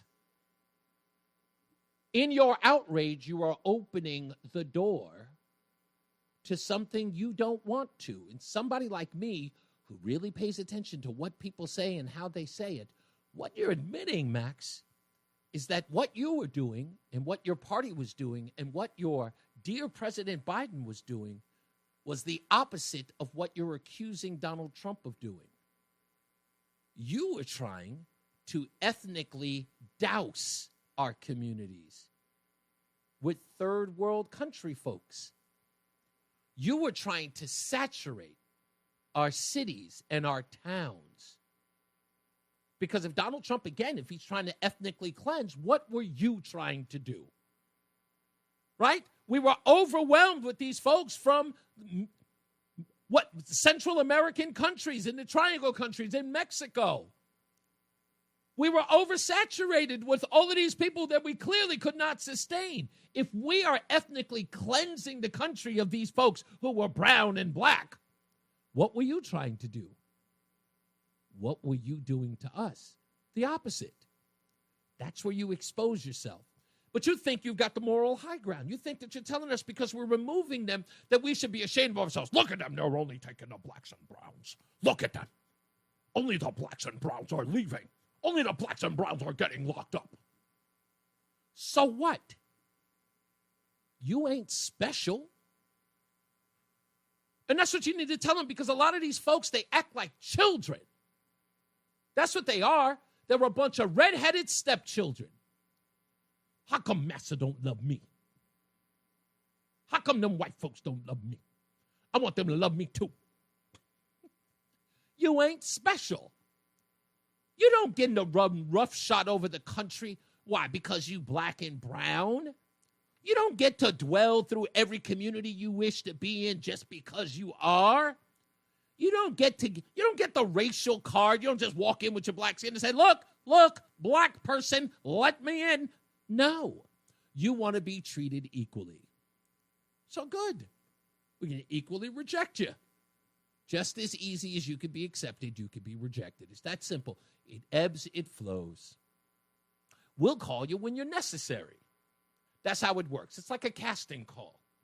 Hey, what do we need for this role? Well, third world country person from El Salvador? Who's up for that role? Manuel. Yes, come on up. That's all. We understand how this works, Max. Come on. You're running a guilt trip nobody cares about anymore. And the truth is people are fed up. It's fatigue. It's overwhelming fatigue. Nobody wants to hear any nonsense about how you're supposed to get special treatment because of your color. You add nothing to the equation. Like, when has this guy ever passed a bill? When has this guy ever gone anywhere and actually made a difference? Nowhere.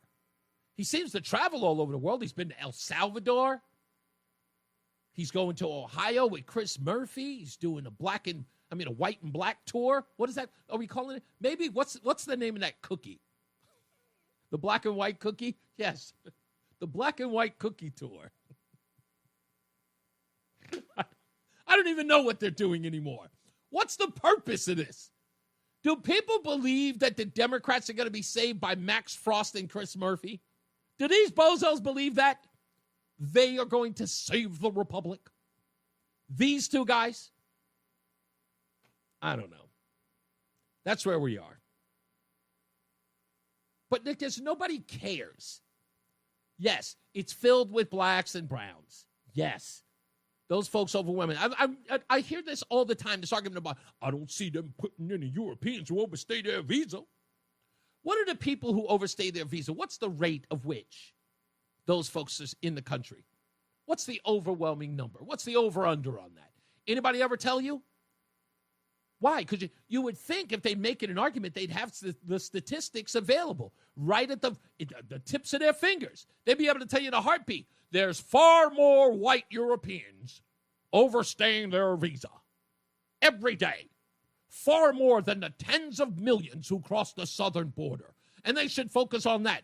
My other favorite one is, how come there's no one at the northern border stopping Canadians from coming into the United States? I'm like, wait a minute, that's interesting. I always thought that the Americans were going the opposite way. I thought that the country had become so totalitarian and fascist that people were bouncing from the country trying to get into Canada. By the way, someone else explained this to me. Why is that they're always going to Canada where the weather sucks, but not going down south to Cabo? They never seem to be going to Puerto Vallarta, or Guadalajara. No one ever seems to be leaving the country to go to Mexico or El Salvador. I'm pretty sure that the real estate down there is extra cheap. I mean, even former Rep. Charlie Rangel had a home in the Dominican Republic. paying pennies on the dollar. Why aren't these folks, when they talk about leaving the country, why are they never going to the countries that are fleeing to get into here? I don't know. Maybe someone should ask. Maybe that should be my next piece. Yeah, for Substack. Maybe I'll write that one today. That should be my next piece. Yeah. Why aren't Americans leaving the country to go to Kandahar? I don't know. Maybe there's a reason.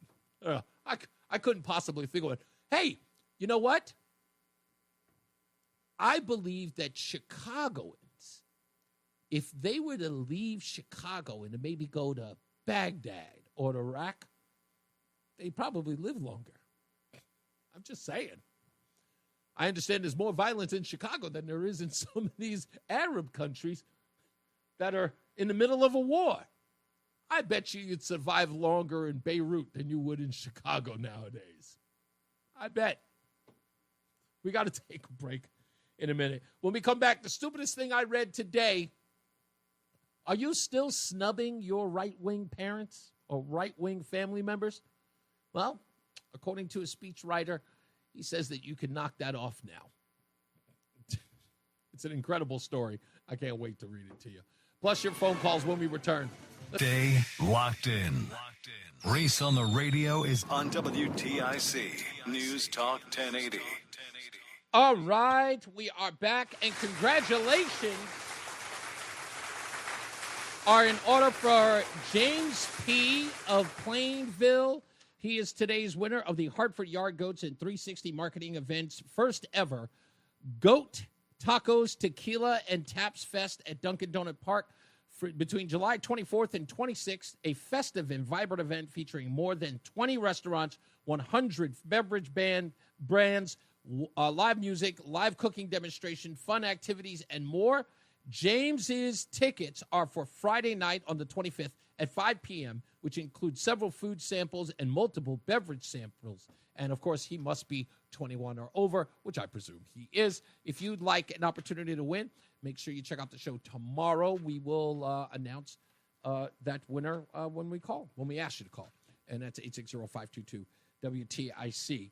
I've got some other news that I need to get into. I got Adam Schiff in the news. I don't know if you heard about that. Apparently, he is joining the Letitia James Club. We'll talk about that in a moment. And also some other movie news and all types of other good and interesting stuff. Let's get to the phones. 860-522-WTIC. Tom in Thomaston. How are you, sir? Hey, I'm well, thanks. Hey, I want to just elaborate a little bit on the New England, Long Island audit, Sean Reyes. Yes. He's been beef with that guy for that state trooper for a while. That guy has a desk job. He hands out pistol permits, like from 9 to 5. Wait. Hold on. The spitter? Hold on. The spitter or the spittee? Oh, the spitter. Okay. State police guy. The state police guy. Okay. Yeah, he's got a 9 to 5 job. He does pistol permits. But yet he racked up all that overtime. That's incredible. But he's got a lawsuit against that guy from a year or two ago. Oh.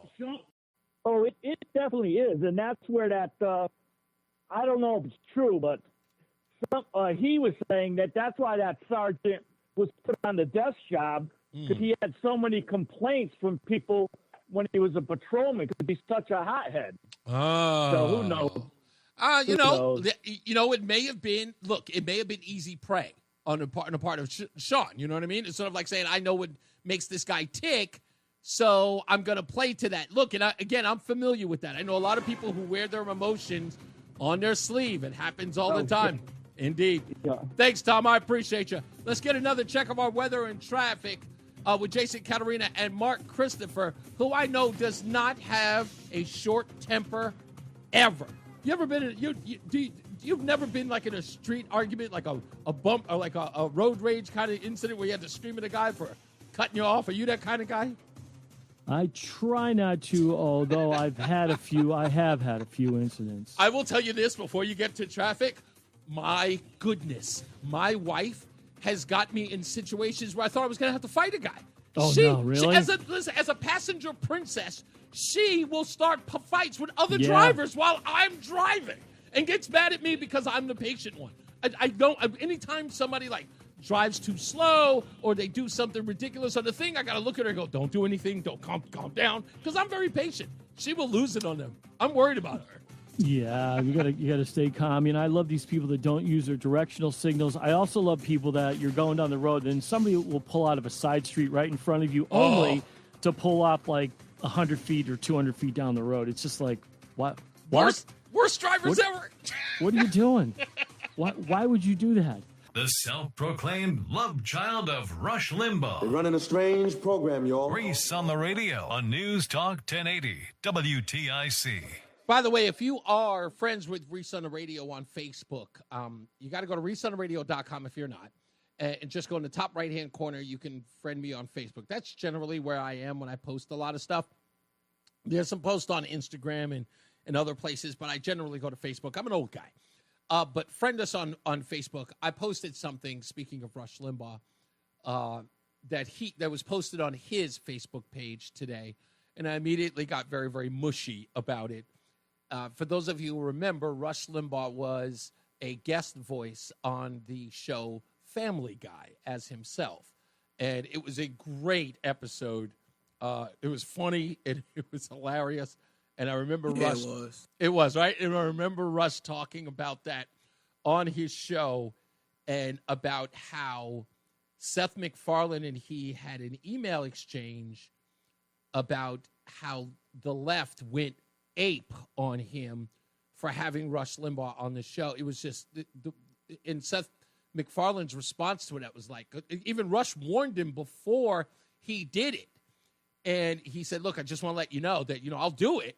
After some negotiation, he finally, gave in and did it. And he said to him, he goes, look, the left is going to come after you. And Seth was sort of like, yeah, sure, whatever. And Rush shared not the email, but sort of like details of the email that showed that Seth MacFarlane could not believe the response that people gave him.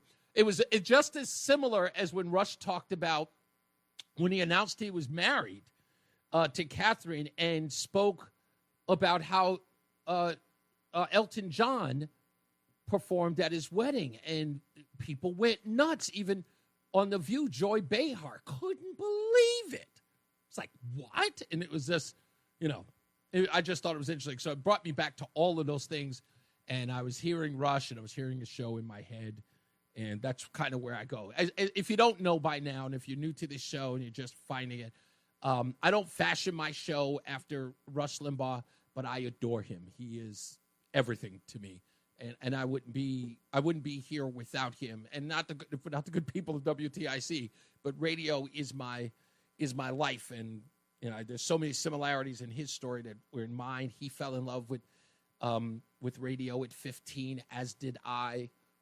His view on the world, I feel like that man raised me, so he's very important to me. So I just wanted to show him that love. I never forget him any day. Anyway, let's get to the phones. 860-522-WTIC. Hey, Paisan, Frank, what's going on, sir?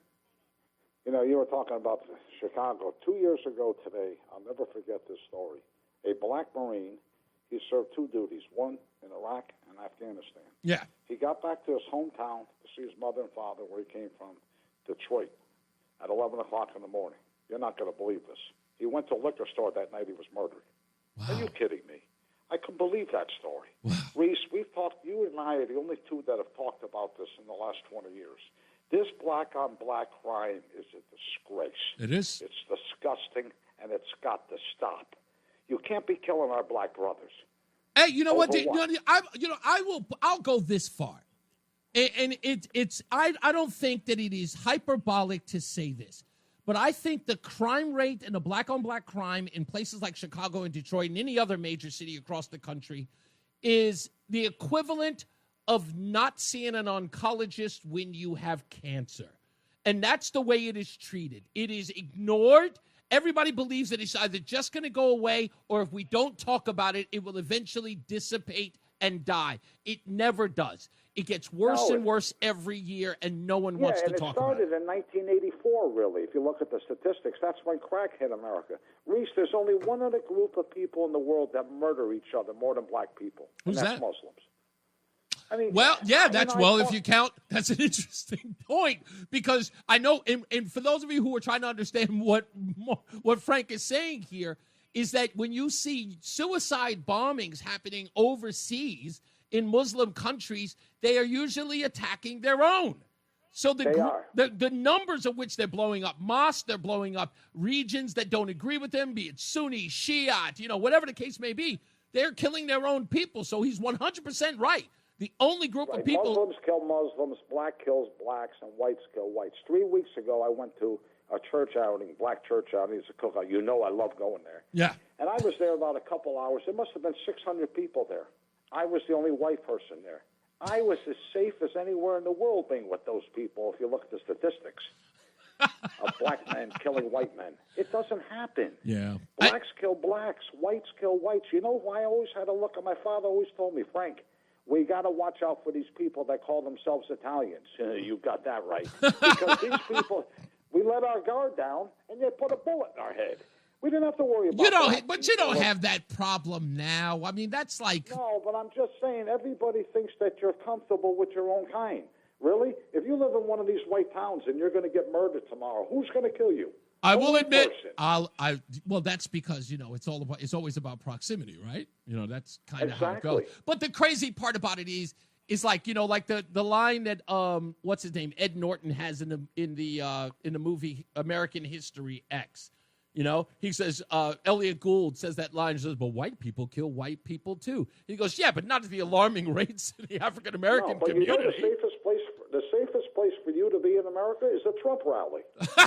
Hey, I said that, and I got admonished for it. It is true. They're not going to bother you over there. It's true. If you were with me at that church that Sunday, well, maybe not at that church, but after the outing was over, then you would have been at greater risk than me. Yeah. Because you're black and I'm white. You understand? It's really crazy. This is why you should never fear anybody. By the way, let me correct you there, Paisan. You are not white. You're Italian.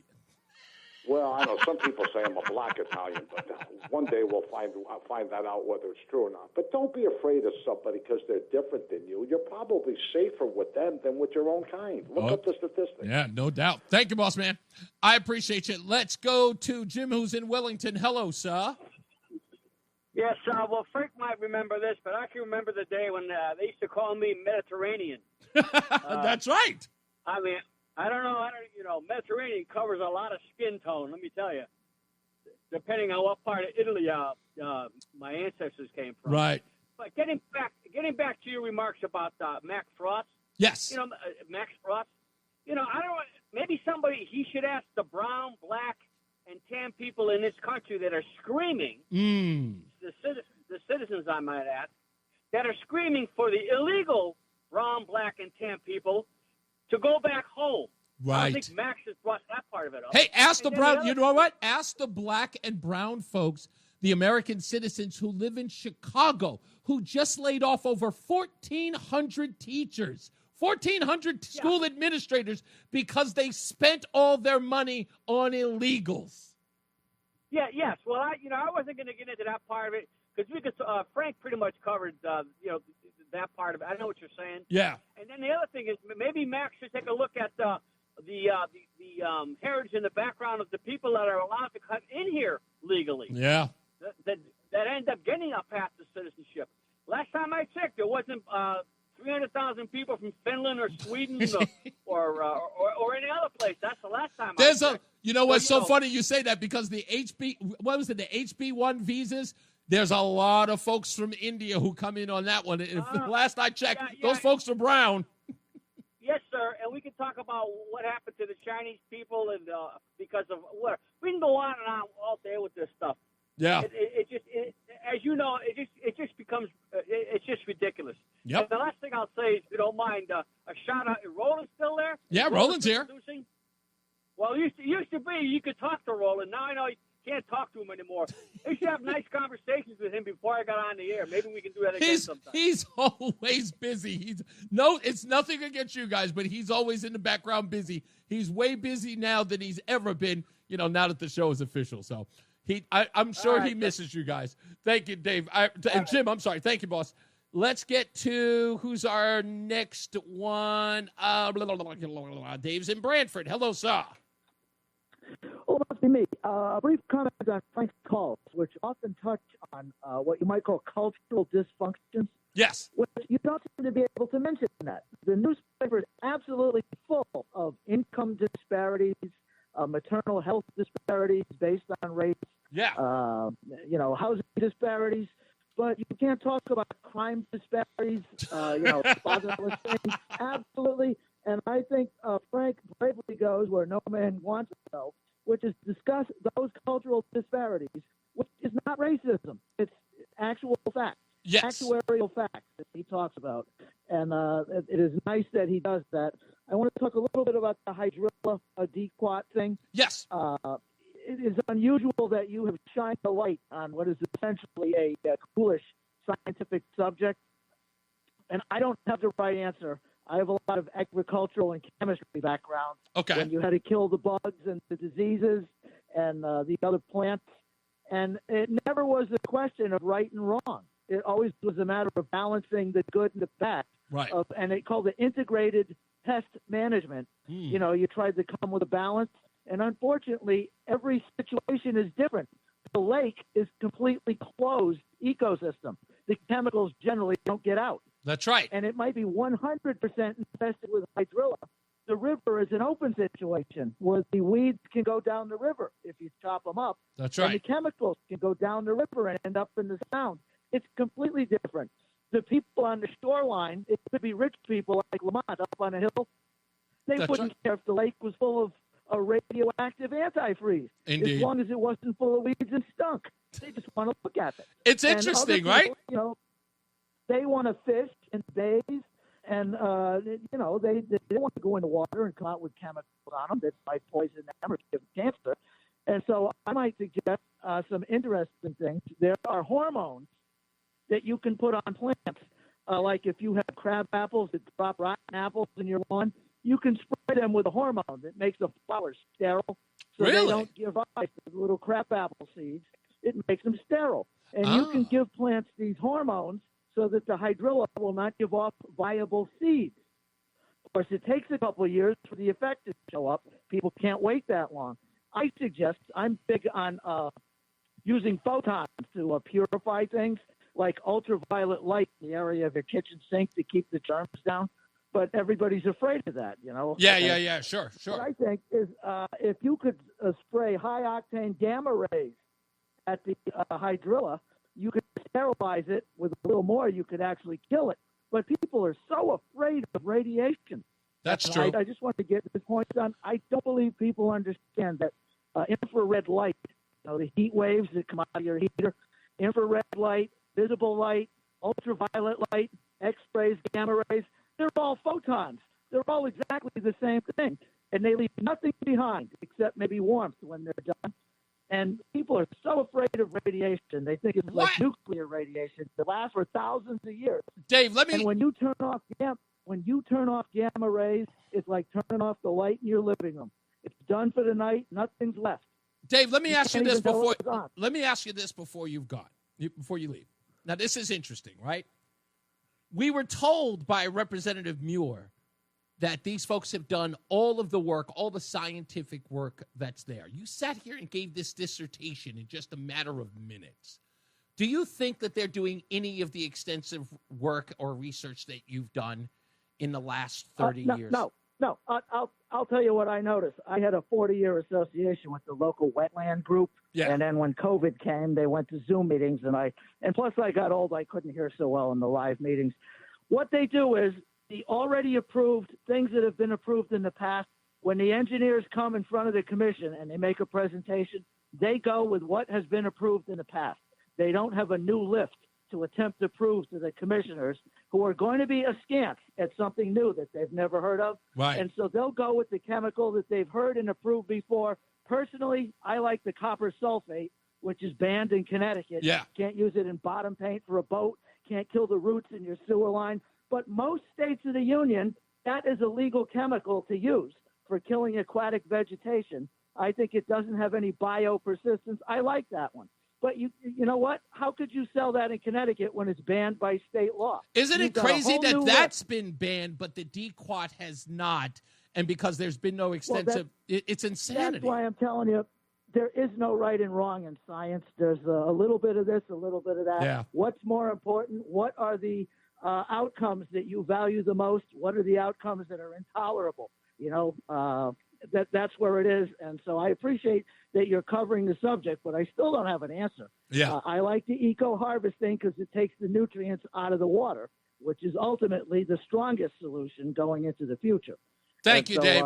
I'm all done. I Bye. appreciate you, man. That was absolutely a lesson, my friend. Thank you so much. We got to get another check of weather and traffic. And, of course, the top of the hour news is with John Silva. Let's get to Jason Catarina with weather and Mark Christopher's in the BPS Traffic Center. Hey, man. The hour that packs a punch. It's Reese on the radio on WTIC News Talk 1080. We got plenty of news and plenty of views to get in this hour. Of course, we got some movie news coming up, and I've got a beef that I need to clarify, and maybe somebody can explain it to me before we go to break.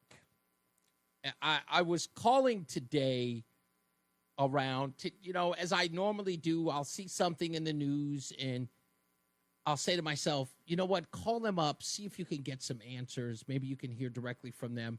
If you're lucky, maybe somebody will come on the air so they can explain it to the audience. And I called up MDC today, the Metropolitan District Commission, and they got back to me. I'm sure they're busy. Don't get me wrong. I'm sure they're busy. But I'm only mentioning them because of the situation that I have. And so I don't want you to get the impression that I'm ragging on them because they were very helpful today in what I was looking for. Their media office did call me back. Julian was his name, in fact, I believe. And Julian, thank you. So I don't think this is about you if you're listening.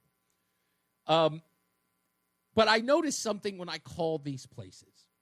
Now, you may have heard my complaint is about these organizations who only will correspond through email.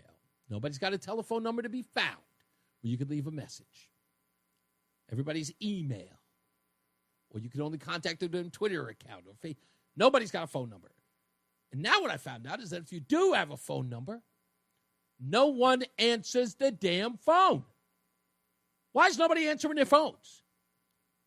At work. At work. That's the part I don't understand. At your job.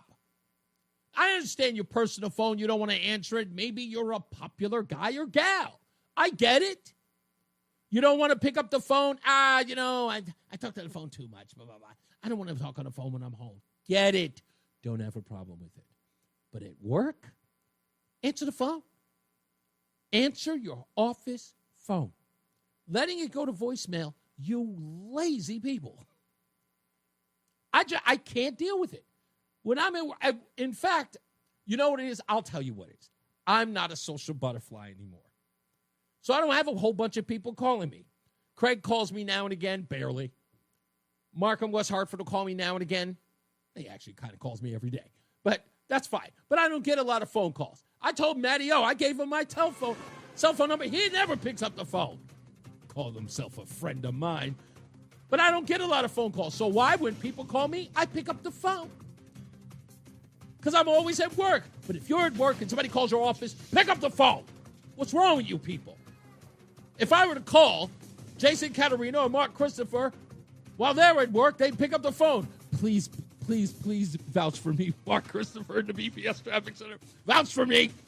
If it was you, I would pick it up, yeah. Yeah, that's what I'm saying. Who are these people who don't pick up the phone? I don't get it.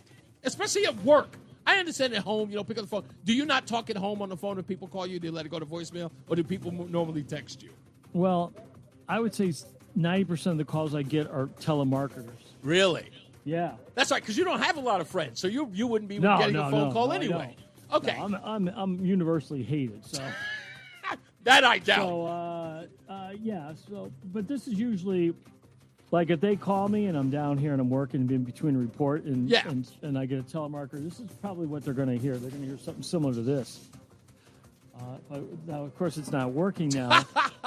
But do you have like a preset answer for them if it's a telemarketer? I got all kinds of sound effects and stuff. I am Cornholio. I need TV for my bunghole. You'll hear the telemarketer will hear that, and they're usually gone pretty quick. Or That's I'll smart. answer the phone and I'll say, "Hey, where's my pizza? I ordered a half an hour ago." And that usually gets rid of them pretty I got to quick, too. start incorporating that on phone calls that I do because I get a yeah. lot of spam calls too. I Oh, totally yeah. get that. Oh my God, it's unbelievable. I think I'm eligible for some new thing under Medicare, so I'll go, well, and I'll just kind of half-hearted. I'll say, "Hey, can I buy cocaine with that by any chance?" And that usually gets rid of them too. Reese on the radio is getting ready to drop some knowledge on WTIC News Talk 1080. Drop it. Yeah, man, I just can't. I've always that person who never understood that not answering the phone. Just not. And it all stems from my ex-wife not answering the phone on that trip we took to Tampa. I'll tell it in a second. Let me get to the phones. 860-522-WTIC. Roy's in Ellington. Hello, Roy. Hey, how are you, Reese? Oh, my goodness. You are so hard to get a hold of. My apologies. What's going on? I have a very diverse background, but I'm going to go into something. I will not name companies or et cetera. There are many boat manufacturers to reduce and eradicate these weeds from lakes. They're in Florida, and 15 years ago, I went through an ugly divorce, etc., and I needed to make money. And I'm like, oh my gosh, I can get a boat and do this stuff and clean out the lakes near me, literally locally in Connecticut, and I just couldn't get enough money. So wait, let me stop you real quick. So you went out and purchased one of these eco harvesters for the low price of like $100,000. Am I? It was $148,000. Yeah. Wow. Okay. All right. They're pretty pricey. But yeah, well, they do exactly what they say they can do. Okay. Obviously, it takes a little learning curve. You have to learn it. And I've loaded dump trucks with bucket loaders and stuff, so I have the mechanics in my brain to know how to work it. Okay. But I proposed this to the state of Connecticut 15 years ago. Really? And put a business plan together. Like had friends come in, and zero response. So you put in the proposal. You were not commissioned to do this. This was something of your own accord, saying 100% correct. Yeah. Yes. So this is a friend of mine. A friend of mine who had the money to buy the boat. He wanted to clean his pond out. He's like, "Well, F it. Let's just all right. I'll buy the boat for you, man." I'm like, "Okay." He was independently wealthy. I'm not going to disclose who he is. No need. I'm like, "All right, dude. Let's get this thing. Let's see what it does." Right. Now, and the beautiful part about it is that this eco harvester is in essence foolproof and recession proof, because lakes and ponds all over the East Coast. No, it was born and raised in Tallahassee, Florida, and they know invasive species. Yeah, but what I'm saying is that because invasive species return year after year after year, it's not, this eco harvester is not a one-time use. It's not ever a waste of money. Oh no, it's an investment. Yeah, it's like buying a house. It's an investment. Right. It is used year after year after year to keep the invasive species at bay. Right. And sometimes, I can't validate this, but sometimes the invasive species will not return. Right. No, you're 100%. Now, I don't know if you're familiar with this, Roy, because, listen, we talked to Jeff Cordisco. He is one of the I know that name. Okay, yeah. He's one of the co-owners of C&D Underwater Maintenance. And he was on the show, and he gave us the whole layout. We found him through, again, another listener who said, hey, I know this eco harvester. He sent us the video of someone using it in Florida. Then someone told us, hey, we got a guy right here locally in Connecticut that uses it. And ironically, I found this manufacturer of this vessel through a TV show, which again I can't say. You can't tell me what the TV show was. It was Mike Rowe, Dirty Jobs. Oh my goodness! Of course it was. Of course it was. When he got the golf balls out of the golf courses, those dudes with the skin suits on and went in and got all the golf balls out of the water holes. And long story short, anyway, like I literally sat next to Mike on a couple of plane flights. But anyways, so yeah, I'm scratching my head like, why didn't this transpire 15 years ago? There was a lake, and I know someone on your show mentioned the name of the lake up here on the northeast quadrant of Connecticut. Yep. That was involved with some crazy stuff. And I swam there when I was a kid.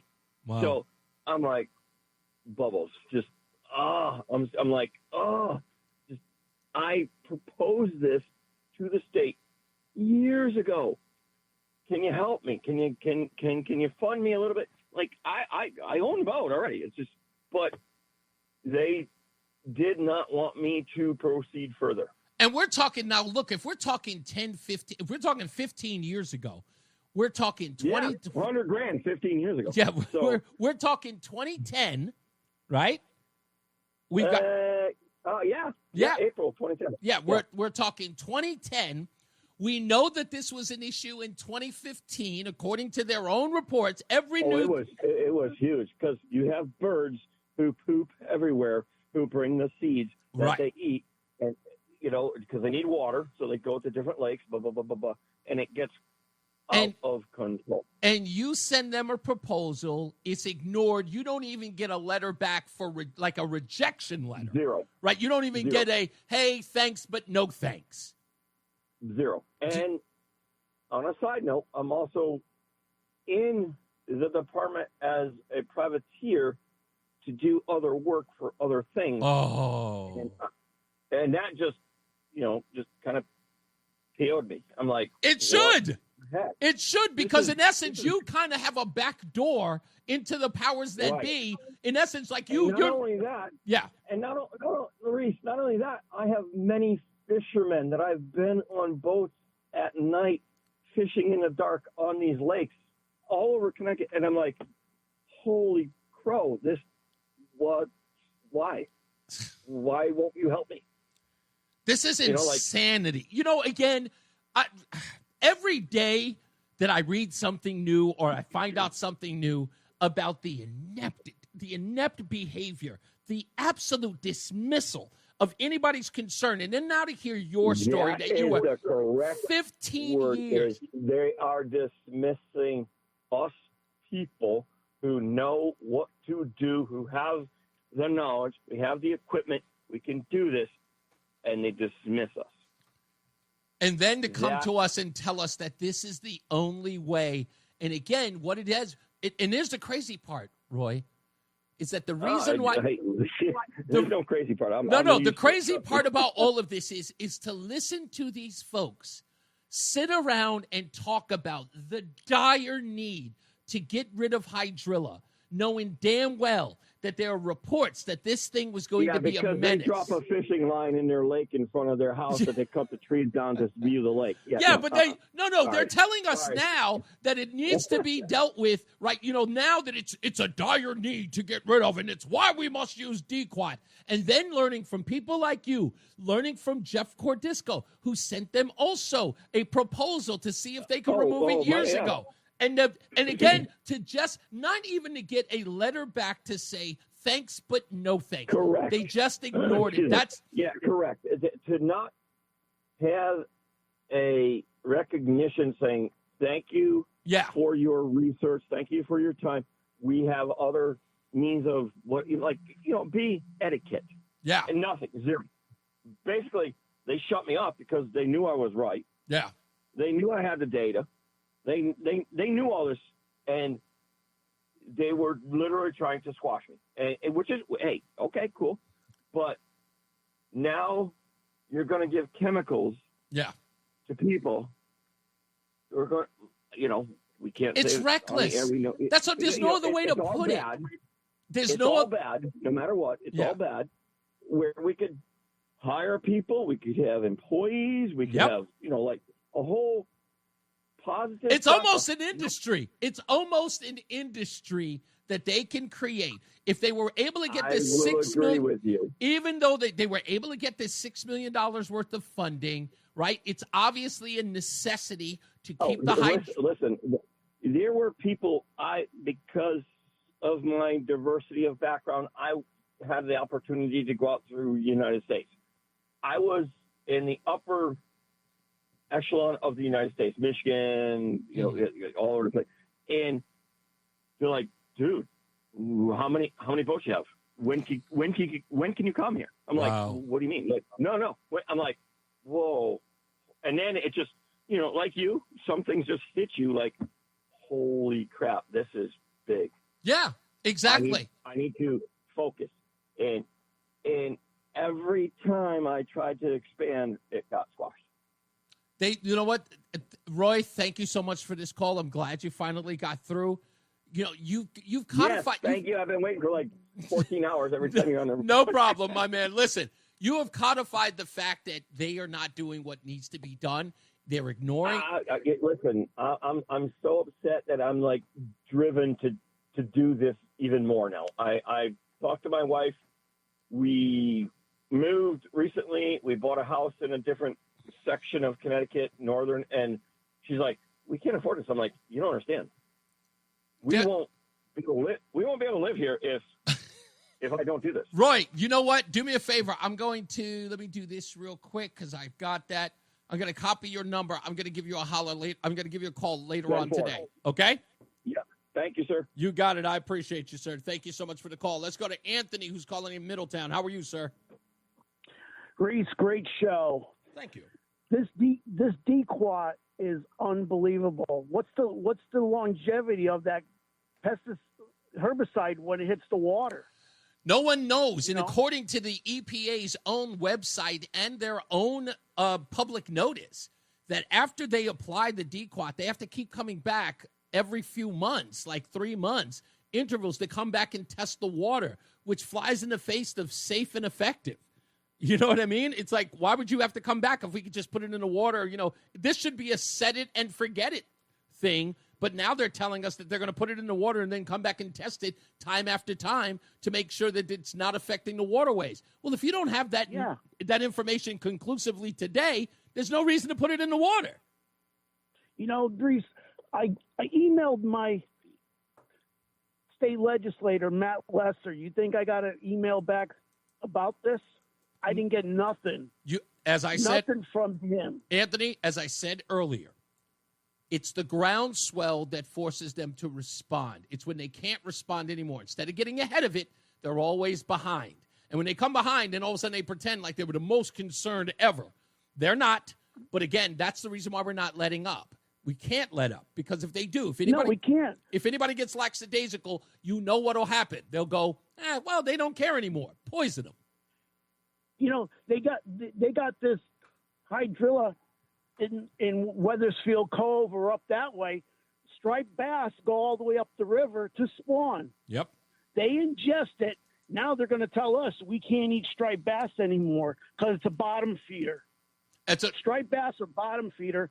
I go blue crabbing mouth of the river. They're going to tell me I can't be going blue crabbing anymore because the waters are contaminated with DEQA. That's right, because all of that hydrilla, once it's sprayed, is going to sink to the bottom of the water, and that's exactly what they're going to. Right. They're not going to be able to distinct what is and what isn't food, and whatever that's poisoned with, that's going to end up in the fish no matter what. They can't deny it. Anthony, thank you. Go ahead. I'm sorry, real quick. You got high schools that use the river for their rowing teams. Middletown, Glastonbury, Wesleyan uses it. They're gonna limit that also. Yep, exactly. Use the recreational and sports. They're not thinking about this on the long term. That's why they're trying to force it now. Thank you, Anthony. I appreciate the call. Let's take another break. Let's get some news. Check the weather and traffic with Jason Caterina and Mark Christophers in the BPS Traffic Center. Hey, sir. The Odyssey app lets you jump back to the moments you missed from WTIC News Talk 1080. Download the free Odyssey app. Search WTIC News Talk 1080 and tap earlier today to get started. I still don't know what had happened was. What had happened was, time to bring it back. What had happened was, what had happened was simple and plain, ladies and gentlemen. We talked about the Portland, Oregon WNBA team. They finally announced their name. They are going to be the Portland Set It on Fire. Portland Fire. Sorry. I apologize. Isn't that what they did last time during the BLM riots? They set Portland on fire. Well, they've decided that's the appropriate name of the WNBA team. No, I didn't make this up, folks. During the whole, Michael Brown, Trayvon Martin, all that stuff, they decide to burn the town down whenever they don't get their way, and they put the WNBA team out there, and they call it the Portland Fire. I don't know, whatever. Also, we did find out that illegals could be fined up to $1.8 million for not self-deporting when they have deportation orders. CBS and NBC News confirming that. They're saying up to 4,500 people could be made to pay $1.8 million if they don't get out of Dodge now. Now, I don't know whether or not that's going to be waived if they do self-deport and they do come in, the legal way, perhaps. I don't know, but that's a tax. I think it's right. I think it's fair. I think that's a motivator that says, hey, you're on the hook for that amount of money. Matt says that the Portland fires were mostly peaceful. Usually, that's how fires are. They're usually very peaceful. Also, Kamala Harris, who we are almost certain is running for California governor, she is still polling at 26% for Democrat and Democrat-leaning voters in a survey conducted by Echelon Insights. They say that also former Transportation Secretary Pete Buttigieg has an 11-point advantage in Gavin Newsom with 10. So in first place, second place, and third place for the possible 2028 campaign is Kamala Harris, Pete Buttigieg, and, or as Biden calls him, Booty Juice, and Governor Gavin Newsom. They are your front runners. Usually this poll, if they say who's going to be the front runner, they usually are. But there's another poll that has AOC out there, and I think that's a likelihood as well. So that's what happened was. We'll come back. We'll wrap this puppy up, go home, and then try to do it all again on Wednesday. Let's get another check of weather and traffic with Jason Catarina and Mark Christopher in the BPS Traffic Center. What's up, everybody? You know who it is. You know who it is. You know who it is. It's Reese on the radio. Frederick Douglass of the 21st century. It's WTIC News Talk 1080. All right, we're almost done here. Time for us to wrap up the show. And with that, don't forget, tomorrow we'll have, of course, all the news that's worth talking about. Just so that you don't know, if we have more details related to the DQuad story, we will cover it. And maybe we'll do another post today in the Substack. So if you want to read what's in Substack, I think there are 3 stories in there now. You got to go to reeseontheradio.com. That's REESE on the radio.com. Scroll down. You could go right there to the Substack section. You can read the 3 pieces that I've done so far that are there. And I also want to thank the Connecticut Centinal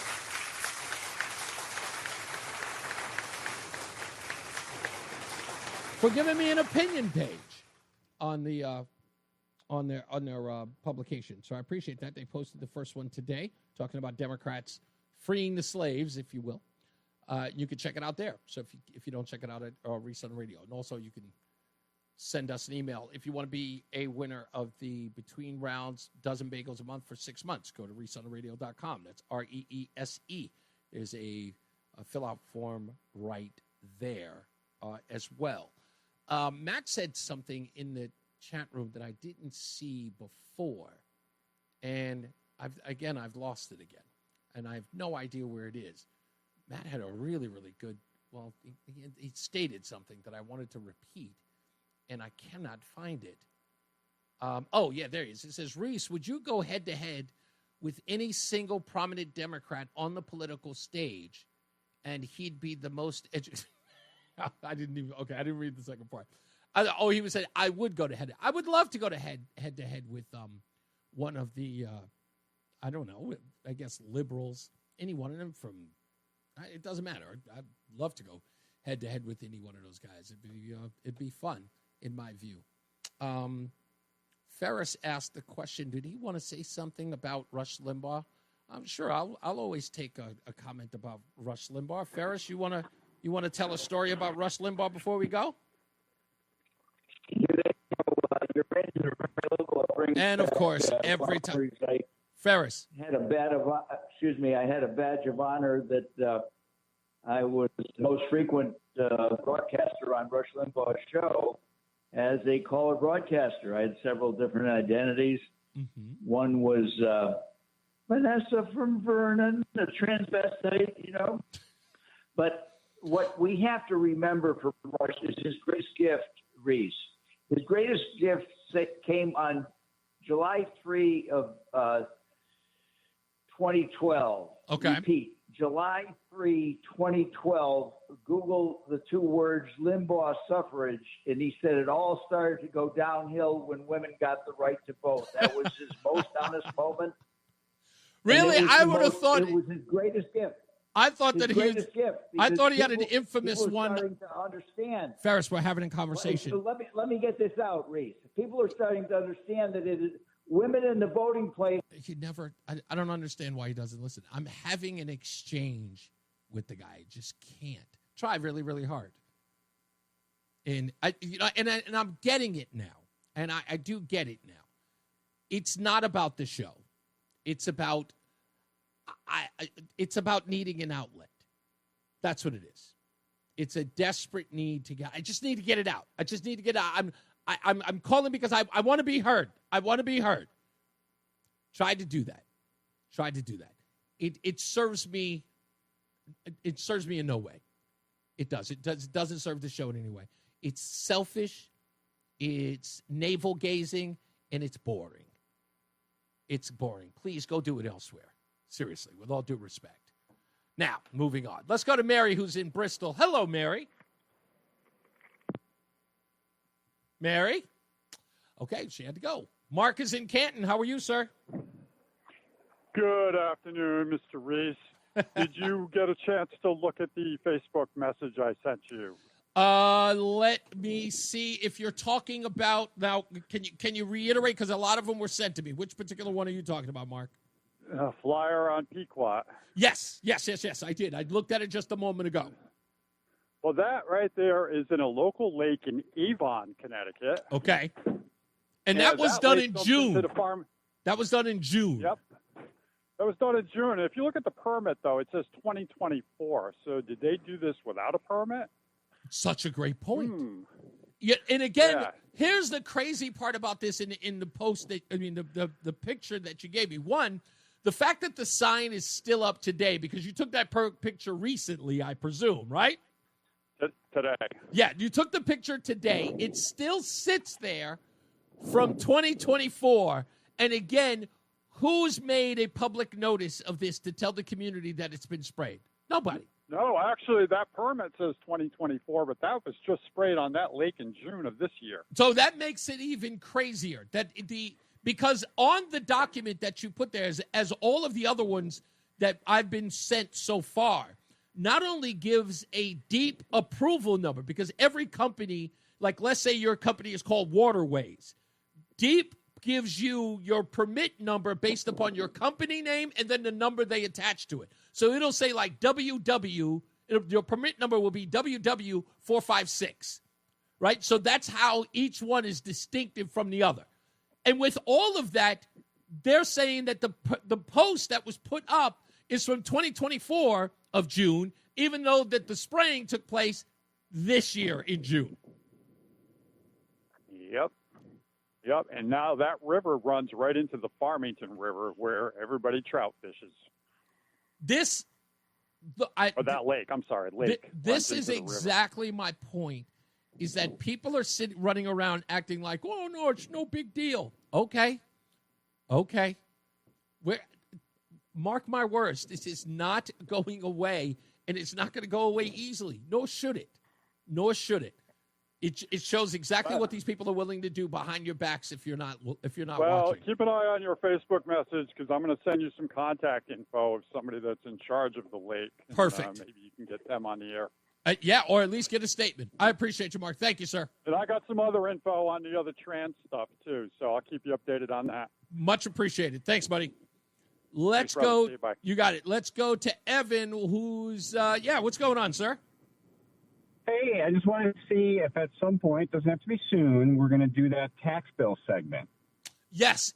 Evan, you can't be calling me at the end of the show. No. That's why I'm saying not I now. know. Yeah, I was waiting. No, it's okay. Evan, I have been waiting for you for weeks now. What is it? How many weeks has it been since we signed the big, beautiful bill? Like 2 weeks now? Or has it been a week? Yeah, I thought you guys were going to reach out and pick a time. If you want me to, I'm happy to do that. You know what? I just did this. Let me do this second thing. I'm happy to do it too. No. I got you. I'm taking your number down as well because I need. Whoop, no, that's wrong. Let me do this. I'm sorry, I screwed that up. Now I've got that number there. There we go. That's so good. As you're writing that down, I promise you, yes, as a tax preparer and accountant of 15 years, I will first state the facts, tell your listeners what they can benefit from, and then I'll put my spin on it, and everybody can get mad. Okay. All right. So you're telling me that you're gonna take the bill, you're gonna parse out what are the beneficial things from the bill, and then you'll take all of that and turn it on its head and tell them why the big beautiful bill is a big bad mess. Absolutely. And I already have the first part. We sent it to our entire client base. We have to. Oh, really? Oh, yes, sir. Yeah, okay. we sent out a message with all the parts and how it impacts people. So I have that in hand, and then we'll do the spin zone. All right. Now, am I allowed to ask you what kind of? Because I'm sorry. What's your job again? You're a tax preparer. Yeah, I'm an enrolled agent with the IRS, so okay. I prepare and sign tax returns. I do about 400 a year for the last 15 years. Okay, so about 400 a year. What? That's got to be lucrative, right? I mean, is that pretty good? Yeah, it depends on the year, I guess. Okay. All right. I'm just wondering. Okay. So you're going to be like on the inside track of this thing, so you know it ins and outs. Yes, sir. And in the ways that it impacts compared to the TCJA, the 2017 Trump bill, because a lot of things are similar, and then there's a lot of differences. So I can speak to the whole history. Okay, good. Because I'm going to ask you all of that, and most importantly, you're going to be able to differentiate between the changes made by Senate that was, had to be pushed by the House, even though they didn't like them. Will you be able to differentiate like where those changes were? Do you know the ins and outs of that? I do. I can tell you what changed from the first House bill to when the Senate did their revisions, and then the House actually adopted exactly what the Senate threw, their changes on. Yeah. Okay. What's your next availability like in the coming week? Because we don't have to worry about this until next year for a lot of this stuff, right? Some stuff is coming immediate. There's a good portion that'll take effect by the end of 2025. There's some clean energy stuff that you want to do before September 30th. Right. I would say anytime before September 30th. Okay. No. We're gonna do much earlier than that. What I'd like to do is, because there are two slow, news days, as it were. So Monday can be a little slow unless, something crazy happens over the weekend. And then Friday. But I don't want to do Friday because that's kind of a boring day. Nobody's going to be able to listen to it. So let's try to work on the coming Monday, if not the Monday after. But you and I will communicate, and then I'll tease it on the air. That sounds great. I'll be freed up either next Monday or the Monday after. I'll be open for you. We'll work it out. You and I are going to talk about this off air. So I'll give you a call. I've got your number now, so I'll give you a holler. Thanks, Reese. You got it, sir. Thank you. Evan, that's going to be an interesting conversation. I cannot wait for that. Let's go to Bob in Walcott. Hello, Bob. Hey, how's it going? Pretty good. What was this evasive plant life called again? Hydrilla. Sounds like an evasive weed. Hydrilla. Yeah, it sounds like a weed or a what's it? MDMA DJ. Hydrilla. It sounds like an STD. I don't know. So I hear hydrilla, and for some, I was thinking of like, you know, when what was it? Snoop Dogg and Dr. Dre were talking about like what was that darn chronic? Like I was thinking like it was like a different strain of weed, like of marijuana. That was the first thing I thought of when I heard the name. And what's this chemical that they want to use? It's called Diquat or Diquat, as a lot of people are pronouncing it. Diquat. Diquat. That sounds like a cheap casino. So you got an STD and a cheap casino.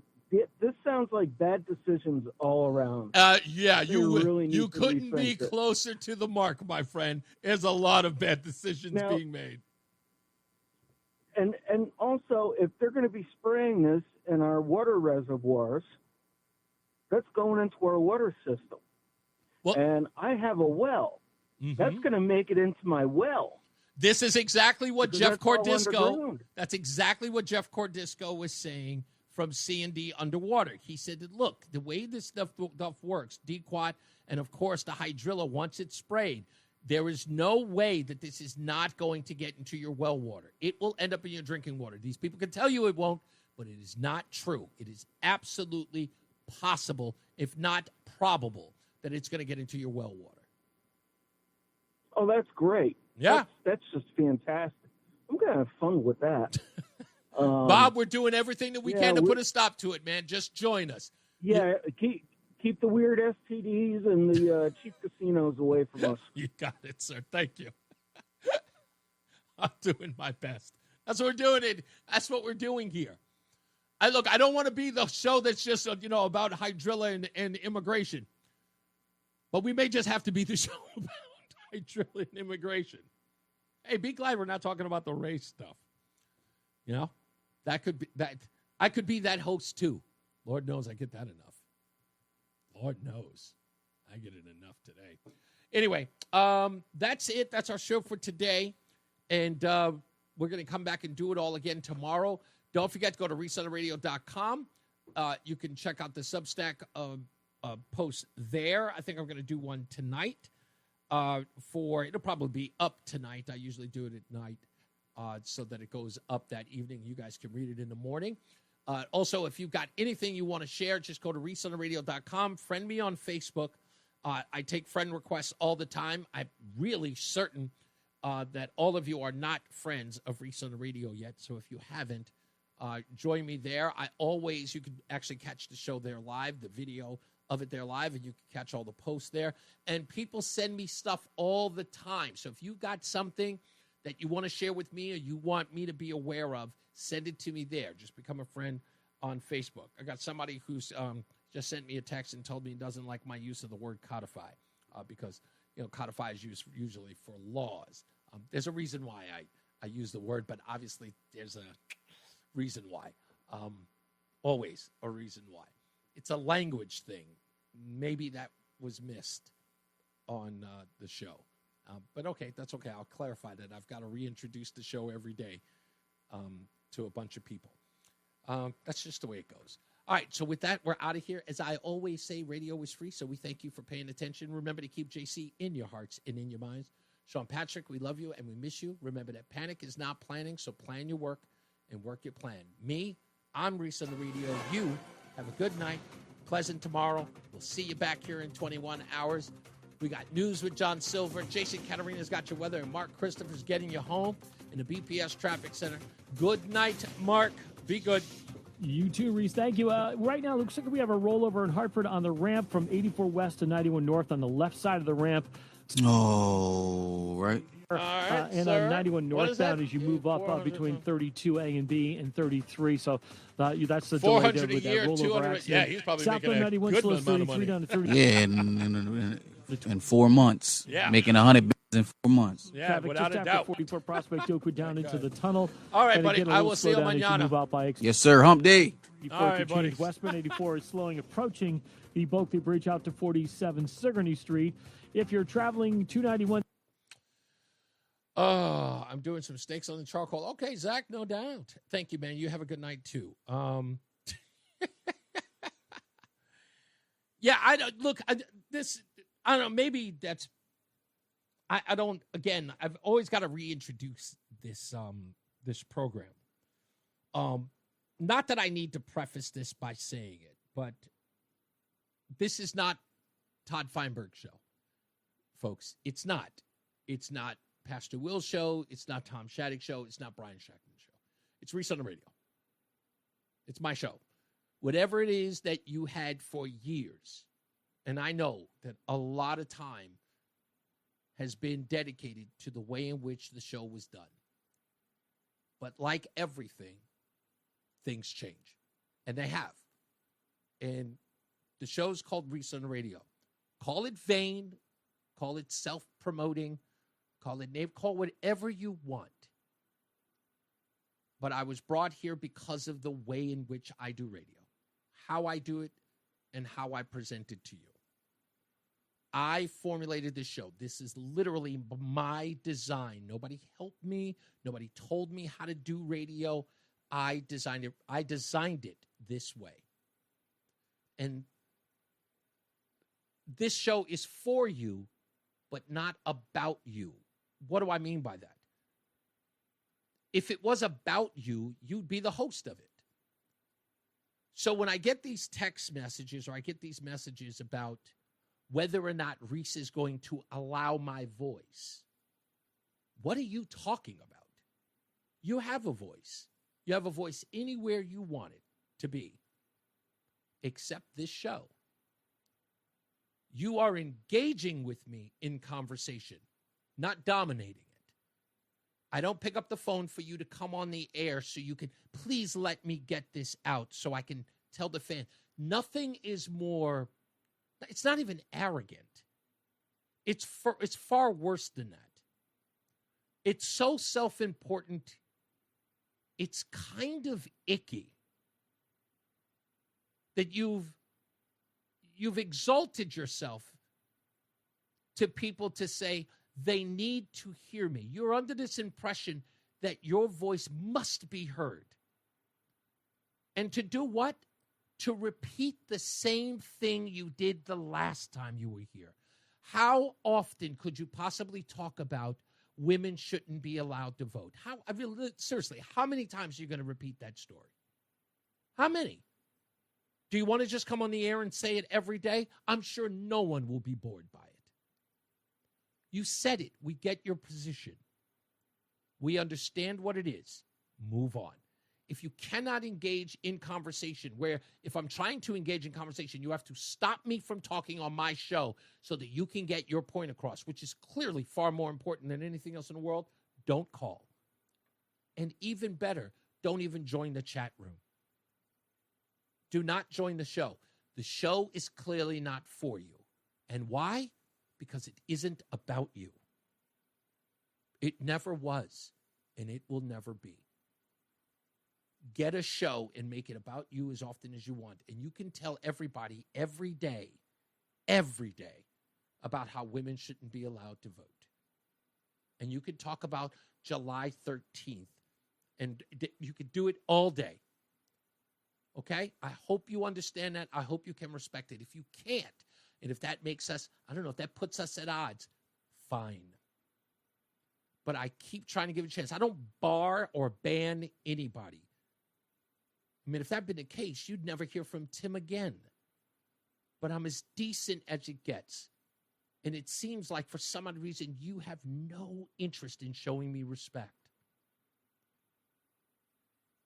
Now, instead of falling into that trap, the way I have to be disrespectful to you, I'm just going to say, please don't come here anymore. If you can't respect it, if you can't find it in yourself, if it's so important that you be heard, if it's so important that your voice is more important than anybody else's, it's better that you go. Okay? I've tried. I did everything that I needed to do. You've called me everything. You said I was a coward. You've talked me about my name. You disrespected me in so many ways, and yet I still, for some odd reason, I've tried to keep my composure. I've made no threats. I don't scream. I don't curse at anybody. I don't disparage a soul. So if you can't meet me there, please just go. That's all. I'm being nice. Okay? Trying to be as nice as I can. I'm a good person, and I'm not going to step outside of my character. Okay? We'll try it again. But that may be the last time I'll ever tolerate it. Okay? So let's show some respect and show me some respect. This is not going to be a one-way street. I've shown you your respect. I demand mine, and I will get it. Like it or not, I will get my respect. The rest of you, have a wonderful day. Please be good to each other.